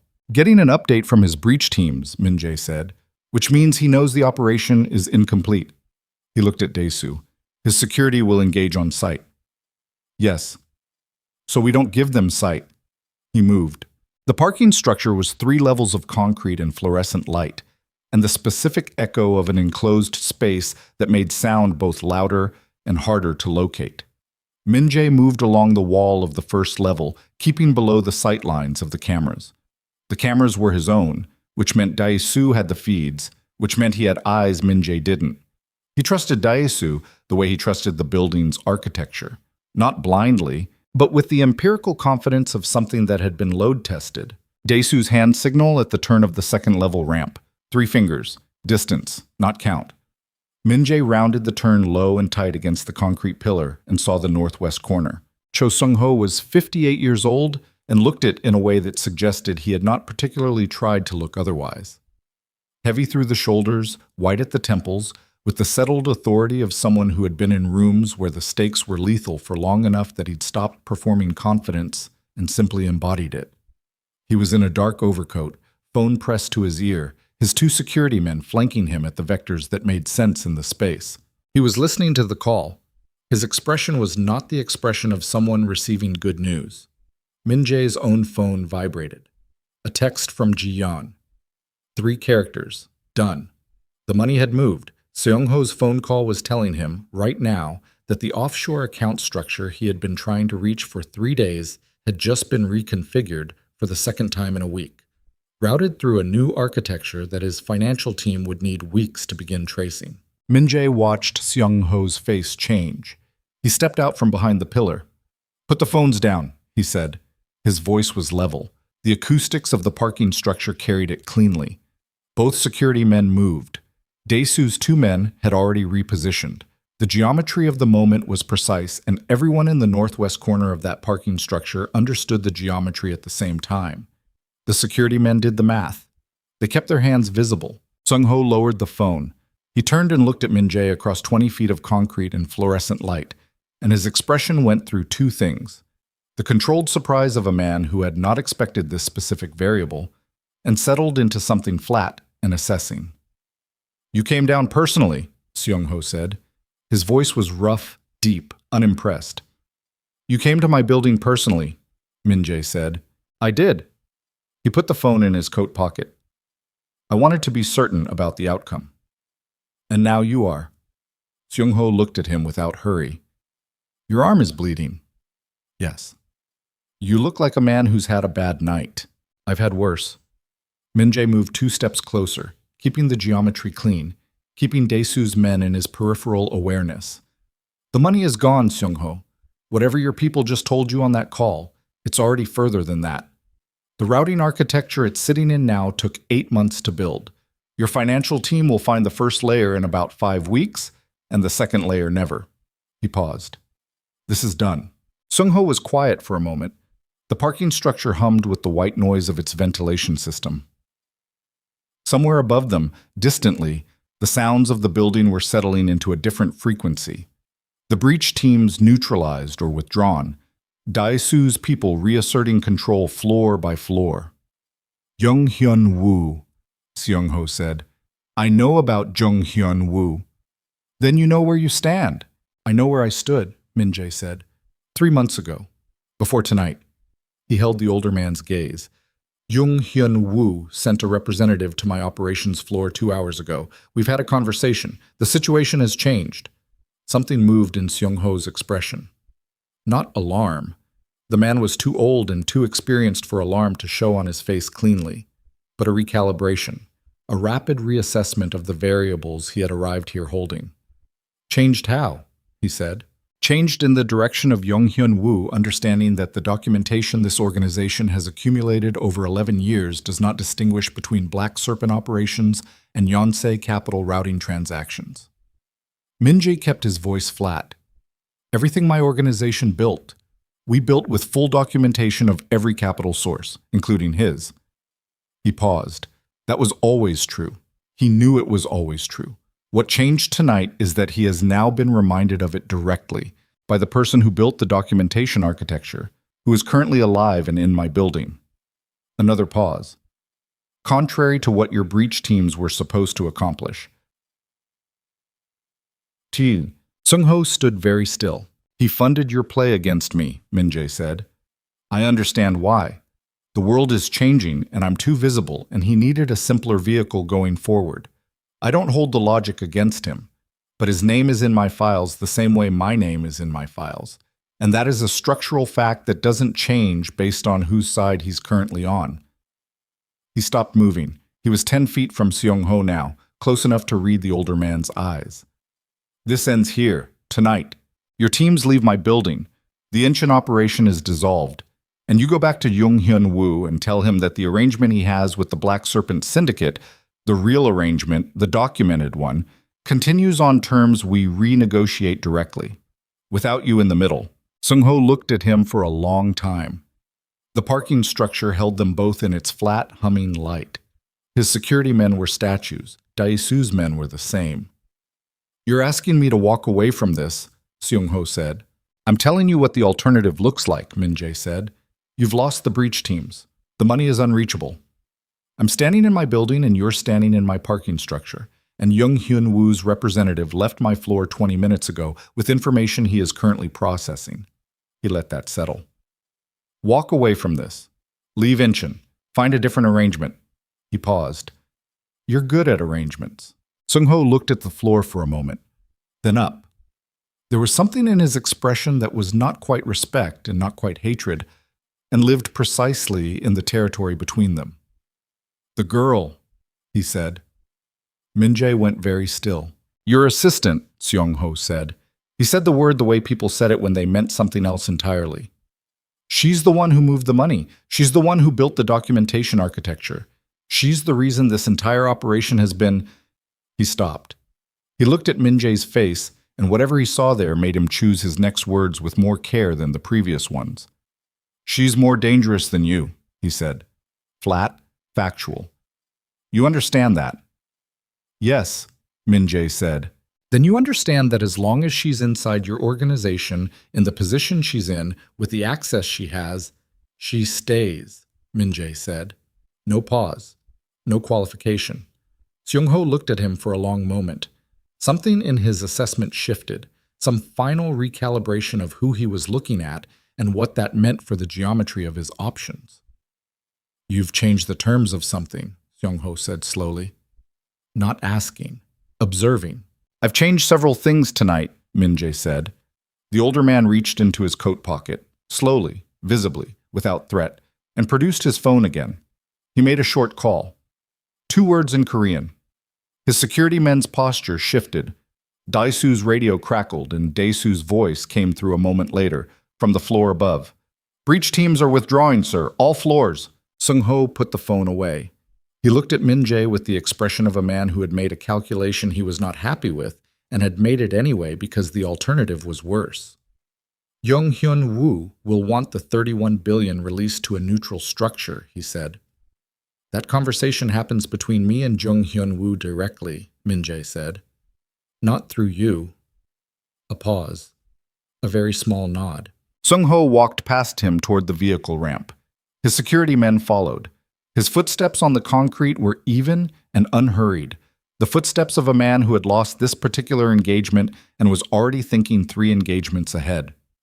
Min-jae stood where he was and watched him go and felt the specific exhaustion of a sustained crisis releasing its grip on his nervous system. The way it always felt, not like relief but like a structure that had been under pressure finally being allowed to return to its resting state. His arm was very bad. He leaned against the concrete pillar and let it take some of his weight and breathed. Dae-soo materialized beside him 20 seconds later with the expression of a man performing a rapid physical assessment of his employer without drawing attention to the fact that he was doing so. How bad? Dae-soo said. Manageable, Min-jae said. Sir, where is she? Dae-soo paused. Secondary station. She didn't move after the account transfer. He stopped. Min-jae looked at him. She's been on her phone since the transfer completed, Dae-soo said carefully. I don't know who she called. Min-jae pushed off the pillar. His legs were solid. His arm was a problem he was going to address in a specific order, and this was not its position in that order. He moved toward the east stairwell. The building around him was quieting. Dae-soo's people were moving through it with the systematic efficiency of a cleanup operation, floor by floor, accounting for personnel and damage, and the inevitable logistical debris of a night that had asked everyone in it to do too much in too short a time. The building would be secure inside 2 hours. The documentation of what had happened here tonight, the civilian version, the one that would be legible to anyone outside the syndicate, would be managed by Sung-wook's team before dawn. He climbed the east stairwell, 2nd floor, 3rd. His breath was even. His arm was talking to him constantly now, a sustained, insistent monologue of nerve and tissue, and he was giving it the minimum acknowledgement required to keep his grip on the weapon functional while allocating the remainder of his processing capacity elsewhere. Upstairs. The corridor. The operations room door. He pushed through it. Zuri was standing by the secondary station. She had Ji-yeon's tablet in her hands, and she was looking at it with an expression that he recognized. The expression she wore when something she had calculated had come back different than expected. Not worse, necessarily. different in a way that required the entire framework to be rebuilt. She looked up when he came in. Her eyes went to his arm first. The sleeve was dark to the elbow now. Her jaw tightened. "Come here," she said. "In a minute. Who did you call?" She looked at him steadily. "I called Ethan Walker," she said, "to apologize for the evening and to confirm he was safe." He held her gaze. "And?" "He's fine.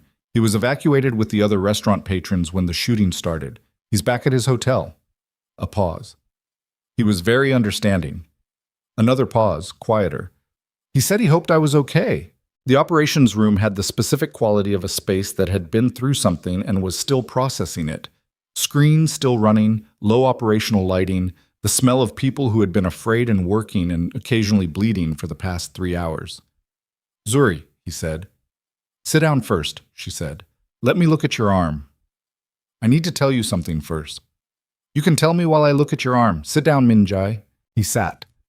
She came to him and crouched the same way she had in the penthouse, with the same kit, the same hands, the same contained fury running underneath the steadiness. She removed the old bandage with precise, unapologetic efficiency. The wound had reopened significantly. She looked at it without changing her expression, which told him it was bad enough that a change of expression would have been inadequate anyway. "You need stitches," she said. "I know.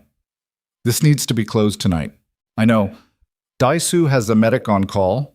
He looked at the top of her head, bent over his arm, working. "I told Seung-ho you stay," he said.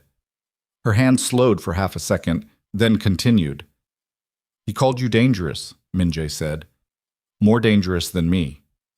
"He wasn't wrong," she said. "No." He watched her work. "He asked me if I understood what it meant to keep you in this organization with the access you have." He paused. "I told him you stay." She pressed clean gauze against the wound, firmly. He kept his arm still. "Without asking me," she said. He was quiet for a moment. "Without asking you," he said, "which I realize is the same pattern I've been running for 5 years." She looked up at him. Close. Close enough that the operational context fell away for a moment, and it was just 2 people in a room that smelled of concrete dust and dried blood, and the particular ozone charge of a night that had burned through everything decorative and left only the structural. "What do you actually want?" she said. Not the organization. Not the operational question. Him. What he wanted. He looked at her and said the thing he had been building toward since 452 in the elevator corridor of the Black Serpent building, since the crimson dress, since the word plans, since he had thrown himself over her on a pavement outside a restaurant on the Han River, and felt, in the compressed, catastrophic second of automatic weapons fire, the specific, irreversible. He looked at her and said the thing he had been building toward since 452 in the elevator corridor of the Black Serpent building, since the crimson dress, since the word plans, since he had thrown himself over her on a pavement outside a restaurant on the Han River, and felt, in the compressed, catastrophic second of automatic weapons fire, the specific, irreversible understanding that there were things he had been treating as permanent that were not permanent at all. "Yubimatu," he said. "I want you. Not your function, not your access, not what you can do for this organization." Muds. He held her gaze, and his voice was quiet and stripped of everything except the weight of what he meant. "You. The person who grows herbs on a balcony in Mapogu and flew 12 hours from Chicago 8 years ago and decided to stay because the problems were more interesting. The person who sat in my conference rooms for 5 years and was the smartest person in every one of them and never once asked me to notice." He paused. "I noticed. I just didn't have the honesty to do anything about it." Zuri looked at him for a long time. The gauze was still pressed against his arm, her hand steady and warm, and the operations room was very quiet around them. "That's a lot to say to someone at 3 a.m. after they've been shot at twice," she said. "I know. You have significant blood loss. I'm aware. Some might argue your judgment is compromised. Some would be wrong." He looked at her. "I've been this certain about very few things. The way this organization was structured, the people I put around me. You." He stopped. "Always you. I just kept deciding there were reasons to wait." She exhaled slowly. Then she stood up and looked at the wall for a moment, not away from him, not shutting him out, just taking a breath that belonged entirely to her, processing on her own terms in her own time, which was the most Zuri thing she had done all night. Then she looked back at him. "We have a significant amount of work ahead of us," she said. "Yes." Jung Hyun-woo is going to want a direct meeting within 48 hours. The Incheon infrastructure needs to be rebuilt from the ground up. Baekcheol's position needs to be filled by someone with a cleaner history, and the financial documentation that currently exists needs to be restructured to close the exposure points that tonight created. She paused. That is months of work, hard work, the kind that doesn't leave room for distraction. "I know," he said. She looked at him. "And you're still asking?" Yes. The operations room held them both in its quiet red light. Then Zuri Bennett did something she had not done in 5 years of crisis management, financial architecture, and controlled professional composure in the presence of Kang Min-jae. She sat down beside him, not across, not at a functional distance, beside him, her shoulder against his good arm, and let out a breath that had been held since approximately 4:52 the previous afternoon. "Go get your arm stitched," she said quietly. "Then we work." He said nothing. He put his hand over hers on the gauze, briefly, and then stood up and went to find Dae-soo's medic. Behind him, he heard her pull Ji-yeon's tablet back toward her and begin typing. The sound of it, fast, precise, uninterrupted, was the most familiar sound in his life. It had never sounded like that before. The medic worked on his arm in the building's secondary medical room at 3:47 in the morning. 6 stitches. Local anesthetic that worked imperfectly and which Min-jae declined to mention.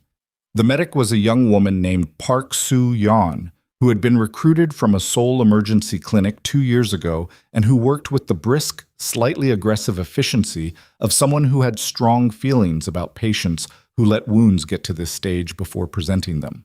"You should have come to me 4 hours ago," she said, not looking up from the suturing. "I was occupied." "You were occupied bleeding." "Same thing, earlier tonight." She tied off the last suture and looked up at him with an expression that had no sympathy in it whatsoever, which he found refreshing. "Keep it dry. Don't use that arm for anything requiring force for at least 5 days." She paused. "I know you'll ignore that." "I'll consider it." "You'll ignore it," she said, and began packing her kit. He went back to the operations room. It was 4:10. Zuri was still at the secondary station. Ji-yeon had gone to the far corner with a phone pressed to her ear, and the expression of someone managing the downstream logistics of a night that was going to require a great deal of managed narrative before it was fully contained. Sung-wook was at the main table with a cold pack against the left side of his face and a report spread in front of him that he was annotating with the focused concentration of a man who had decided the best way through the end of a terrible night was to treat it as paperwork. Min-jae sat down at the main table. He looked at Sung-wook. Casualties. 2 of ours hospitalized, neither critical. 3 of Seong-ho's breach team in custody. Dae-soo's people secured them on the lower floors before they could withdraw. The rest got out. Sung-wook didn't look up from the report. The sniper on the roof across the road was gone before we could position anyone. Professional extraction. Dragon Crest's sniper support package, Min-jae said. They brought in outside talent for this. Consistent with what Zuri mapped of Seong-ho's operational spending over the last 3 months. Sung-wook paused. He invested heavily in tonight and walked away with nothing. He walked away, Sung-wook said, which is more than Baekcheol managed. He finally looked up. His lip had swollen considerably on the left side. What happens now? Min-jae looked at the tactical display, still showing the Incheon map with its 3 red points. Jung Hyun-woo gets his meeting. Direct. 48 hours. He paused. We go in with full documentation of Yonsei Capital's routing transactions, the original Incheon proposal timeline, and the capital injection to Dragon Crest. All of it. He looked at Sung-wook. We don't threaten. We don't negotiate from anger. We lay out the structural reality and we propose a path forward that serves his interests and ours. But. And Seong-ho. Seong-ho loses Incheon. He loses Jung Hyun-woo's backing for any operation that touches Black Serpent territory. What he does with the rest of his organization is his concern. Min-jae held Sung-wook's gaze. I'm not going to war with him, not unless he makes that the only available option. The cost of that war was demonstrated tonight, and it wasn't a cost I'm willing to run again. Sung-wook looked at him for a moment. Something in the older man's expression was not surprise, but a version of recognition. The look of someone who had been watching a person make a certain kind of decision for years and was now watching them make a different kind. Understood, Sung-wook said. That dawn came to Seoul the way it always did. Not gently, not with announcement, but with the gradual, indifferent brightening of a sky that had no interest in the events that had taken place beneath it. By 5:30, the Han River was gray and silver in the early light. By 6, the first commuter trains were running. By 7, the city was fully operational, absorbing the previous night into the statistical background noise of its ordinary existence. The next 36 hours were the hardest kind of work, the kind that left no physical marks and required the most from the people doing it. Zuri rebuilt the offshore account structure in full, constructing a new routing architecture that addressed every exposure point that the Seongho operation had revealed. She worked for 11 hours with 2 breaks of 20 minutes each, and Min-jae, who had taken 4 hours of sleep in the medical room at Daisu's insistence and woke up feeling like the building had fallen on him, came back to find her on the second circuit of review and said nothing about the hours and put coffee on the table beside her and sat at the adjacent station and worked the organizational side while she worked the financial side, the way they had always worked, except now they were shoulder to shoulder at adjacent stations instead of in separate offices with a door between them. At one point he looked over at her screen and said, "The Busan routing still has a secondary exposure on the outbound transfers." She didn't look up. "I see it. I'm fixing it. The fix you're building creates a third-layer complexity that's going to slow legitimate transfers by approximately 48 hours on the longer routes, I know. I'm accounting for that in the revised documentation template." She typed. "Do you want to drive, or do you want to let me drive?" He was quiet for a moment. "Drive," he said. "Then let me work." He went back to his station. Sung-wook, passing through the operations room with a coffee of his own, caught Min-jae's expression and looked quickly away in the manner of a man with a well-developed instinct for self-preservation. Jung Hyun-woo's compound outside Bundang was set back from a private road behind walls that were architecturally indistinguishable from the landscape around them until you were close enough to understand what you were looking at. Min-jae arrived on the second day in a single vehicle with Dae-soo and Zuri. He had not brought Sung-wook or Ji-yeon. He had brought Zuri because the documentation she had built was the foundation of everything they were about to say, and because walking into a meeting with Jung Hyun-woo without the person whose work constituted their entire leverage position would have been operationally absurd. That was the reason he gave himself. It was not the only reason. Jung Hyun-woo met them in a room that was designed to be unreadable. No art on the walls, no personal effects on the surfaces. A table and chairs that could have been in any boardroom in Seoul. He was 71, and he looked it in the way that certain men of his particular history looked it. Not fragile, not softened, but compressed, as though the years had reduced everything unnecessary and left only the load-bearing elements. He looked at Min-jae first, then at Zuri. He held Zuri's gaze for a long moment with an expression that was not hostile and was not warm and contained, somewhere underneath both. Something that might have been the particular form of respect that men like Jung Hyun-woo reserved for other people who had demonstrated they understood how the actual world operated. "Ms. Bennett," he said. "Mr. Jung," she said. He looked at Min-jae. "You brought her." "She built the documentation," Min-jae said. "She comes to the meeting." A pause. Then Jung Hyun-woo sat down and gestured to the chairs across the table, and the meeting began. It lasted 2 hours and 40 minutes. It was not a pleasant meeting. It was not designed to be. It was the meeting that happened when two parties who had operated in a state of managed, productive mutual leverage for 11 years arrived at the moment where the leverage had been made explicit on both sides and had to decide with full information what kind of arrangement was worth continuing. Min-jae laid out the structural reality without performance. The documentation was complete. The Yonsei capital routing signatures were in the archive. The timeline of the capital injection to Dragon Crest was mapped. None of this was a threat. It was a fact placed on the table, the same way you placed a load-bearing wall on a blueprint. Not to intimidate, but to establish what the structure actually was. Jung Hyun-woo listened. He asked 4 questions. The questions were precise and indicated that he had already gamed most of the available scenarios, which Min-jae had expected, because a man who had operated at his level for 40 years did not walk into meetings without having run the likely architectures in advance. The fourth question he directed at Zuri. It was about the encryption architecture of the current offshore account structure, specifically about whether the protection would hold against the kind of financial forensic investigation that a regulatory body with international cooperation could bring to bear. Zuri answered it for 8 minutes without notes. She covered 3 contingency scenarios, the relative timelines of each, and the structural redundancies she had built into the second-layer routing. She answered it the way she answered everything, with the complete focus of someone for whom the problem was the only thing in the room. When she finished, Young Hyun-woo was quiet for a moment.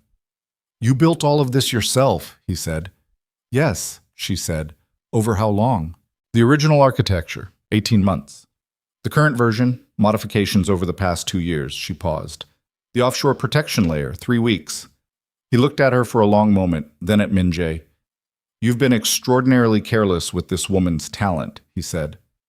Min-jae held his gaze. "I'm aware of that. I hope you're correcting it." "I am," Min-jae said. The arrangement they reached was not the arrangement that had existed before. It was narrower, more explicitly defined, with cleaner separation between Yonsei Capital's involvement and the Black Serpent Holdings Group's operations. The 12-month wind-down that Mr. Choi had proposed on Jung Hyun-woo's behalf was replaced by a 36-month restructuring that converted the patron relationship into a minority investment arrangement with defined exit provisions. The 31 billion won was released to a neutral structure over 90 days, under documentation that Zuri would architect. Seung-ho's Incheon ambitions were formally ended.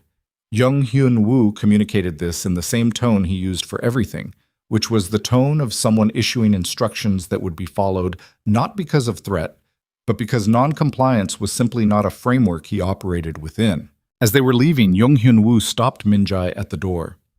"Seung-ho will accept this," he said quietly. "He doesn't have a choice, but he will not forget the money or the night. You understand?" "Yes," Min-jae said. "Then protect what matters," Jung Hyun-woo said. His eyes moved briefly to where Zuri was standing in the corridor with Dae-soo, already on her phone, already working the next layer of what needed to happen. "More carefully than you have been." Min-jae looked at him. "Yes," he said again. 3 months passed. The Black Serpent Holdings Group restructured. 2 of its 6 holding companies were dissolved cleanly, their assets redistributed into legitimate corporate structures that had no criminal adjacency and no exposure. The logistics and freight operation was separated entirely from the syndicate's operational network and repositioned as a standalone entity. Still profitable, still useful, but no longer carrying the weight of the organization's darker infrastructure through its accounts. The private security consultancy was downsized and refocused on corporate clients whose relationships could be managed in full daylight. It was not a transformation. Min-jae was not a man who believed in transformations as narratives. He believed in structural decisions made for structural reasons. And the structural reason here was clear. The architecture Zuri had built was sophisticated and protected, but it was not invulnerable. And the night of Seung-ho's assault had demonstrated with precision the specific points at which operational exposure could compound into existential threat. You reduced exposure by reducing the surface area that exposure could find. You reduced surface area by choosing, deliberately, which operations were worth the risk they carried and which were not. The syndicate's remaining operations were fewer, better protected, and significantly more profitable per unit of risk than the previous configuration. Sung-wook, who had been in the organization long enough to have watched it go through 3 major structural shifts, said nothing about it except once, over coffee in the operations room, that the organization was beginning to look like something a person could run without wondering every morning whether today was the day the whole thing came apart. Min-jae had looked at him and said, "That was always the goal." Sung-wook had taken a long drink of his coffee. "Could have mentioned it earlier," he said. "Would it have changed anything?" A pause. "No," Sung-wook admitted. Zuri's title changed. It changed on a Tuesday morning, documented in the Holdings Group's corporate registry, without ceremony or announcement. A filing that altered the record from executive assistant to director of financial strategy and operations, with the corresponding access, authority, and position on the holdings group's organizational chart that the title carried. Min Jae had prepared the documentation himself. He had put it on her desk without preface while she was in the middle of a call, and she had looked at it, finished her call, read it, and been quiet for a long moment before she said, "This should have happened a long time ago." "Yes," he said. "I'm not going to pretend it didn't take longer than it should have." "I know. I want you to actually know," she said. She looked at him with the direct, unhurried attention that had characterized everything she'd brought to 5 years of working in his building. Not as an acknowledgement of the operational reality, as an understanding of what it costs a person to be indispensable and invisible at the same time. He sat down across from her. "Tell me," he said. She was quiet for a moment. The morning light came through the window of what was now her own office. Not the adjacent room, not the assistant's position, but a full office on the 41st floor with her name on the wall beside the door and a window that looked out over the same Han River and the same Seoul skyline and the same rain-gray October sky that had been there the night all of it began. "It's not the hours," she said. "It was never the hours. I don't mind work. It's the thing I'm good at, and I know I'm good at it, and that's a gift that I don't take lightly." She paused. "It's the invisibility, the specific experience of being the person who solves the problem and then watching the credit go to the architecture around the problem rather than the person who built the architecture." She looked at her hands on the desk. "You walk into a room and you're Kang Min Jae, and every person in that room recalibrates their entire orientation around you. I walk into a room with you, and I'm the assistant, and I built the room." He held that. He didn't soften it or redirect it. He let it occupy the space it deserved. "Yes," he said. "You built the room. You've been building rooms for 5 years, and I let other people take the walls for granted because I took them for granted." He looked at her. "I'm not asking you to decide that doesn't matter because I've finally said it out loud. I'm asking you to let me spend the time it takes to make it mean something in practice, not just in conversation." She looked at him for a long time. The morning light was specific and pale through the window. Seoul moved below them, unbothered, as it always was. "Okay," she said. It was not forgiveness in the cinematic sense. It was not a reset. It was two people who had spent 5 years building something together. One of them knowing it was being built. One of them just now arriving at the full understanding of what had been constructed and what it had cost. Deciding to continue the construction with both of them fully present. That was harder than forgiveness. It required more. It was also, Min Jae understood, the only version of this that was worth pursuing, because Zuri Bennett had never been interested in the version of anything that wasn't real. The thing between them built the way real things build, unevenly, with reversals, with moments of friction that were genuine rather than narrative. There was an evening in November when an argument about the Busan operation's new documentation structure became an argument about something else entirely, and they were both too tired and too honest to redirect it. And it ended with Zuri walking out of the operations room and Min Jae sitting in the silence afterward, understanding exactly what he had done wrong and what he needed to do about it. He went after her. Not immediately, Shates. He gave her the 20 minutes she needed for the argument to settle into its actual shape. And then he went to her office and knocked on the open door and stood in it the way he had stood in the doorway of her office 100 times in 5 years. Except this time he said, "I was wrong about the timeline, and I handled the disagreement like a man who is used to being the only person in the room who gets to be certain. I'm working on that." She looked at him from her desk. "I know you are," she said. "I see it." She paused. "Don't stop." He didn't stop.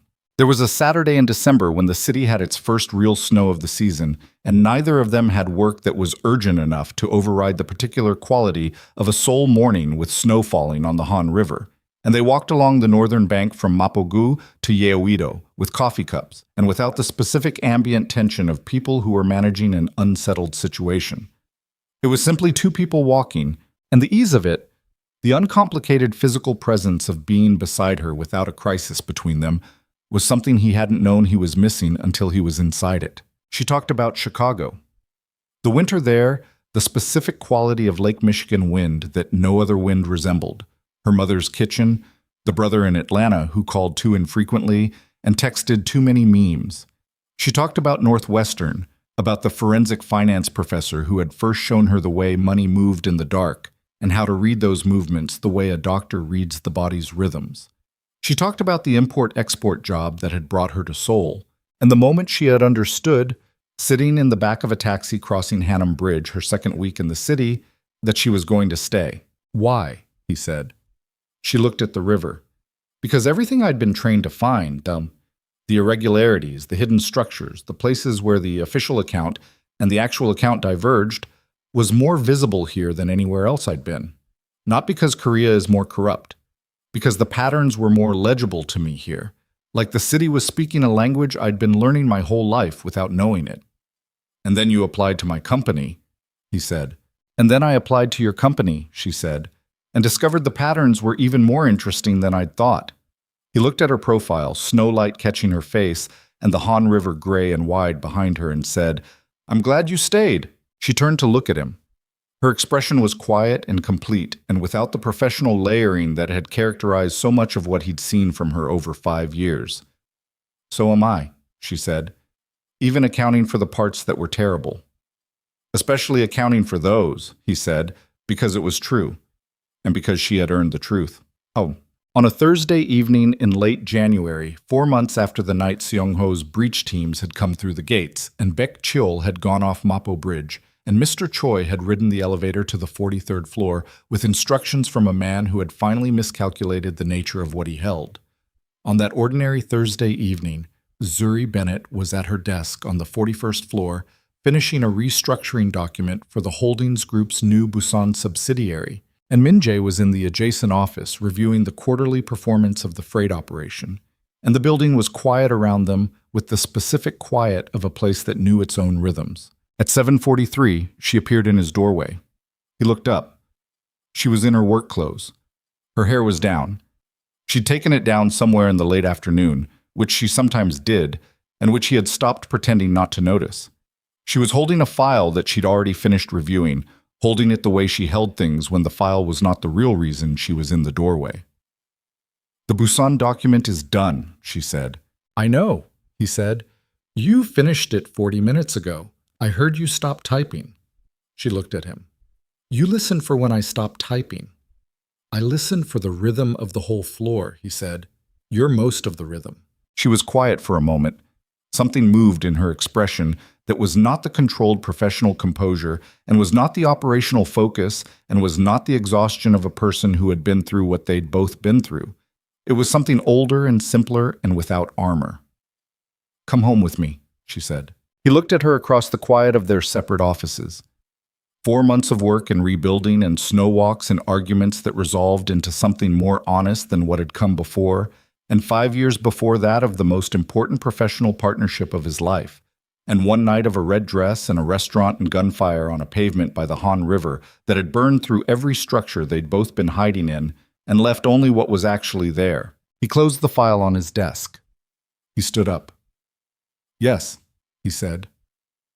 Seoul was cold in January, and the streets of Mapo-gu were lit amber under the street lamps, and the Han River at night was dark and wide and moved with the particular patience of something that had been there before all of this and would be there after. They walked to her apartment. Not far, 20 minutes, the same route she had taken hundreds of times in 4 years of living in that neighborhood. She didn't take his arm. He didn't offer it. They walked the way they did everything, side by side, without performance, adjusting to the other's pace with the easy, unconscious calibration of people who had spent enough time in proximity to know how the other moved. Her apartment was the way he'd constructed it from the single photograph. Small, considered, with a balcony off the main room where the herbs she'd grown in warmer months had given way to winter dormancy. There were books she had chosen because she wanted them, not because they made a particular statement. There was a kitchen that showed evidence of actual use. There was a chair by the window that had the specific quality of a place where a person spent time alone and was not lonely in it but simply present.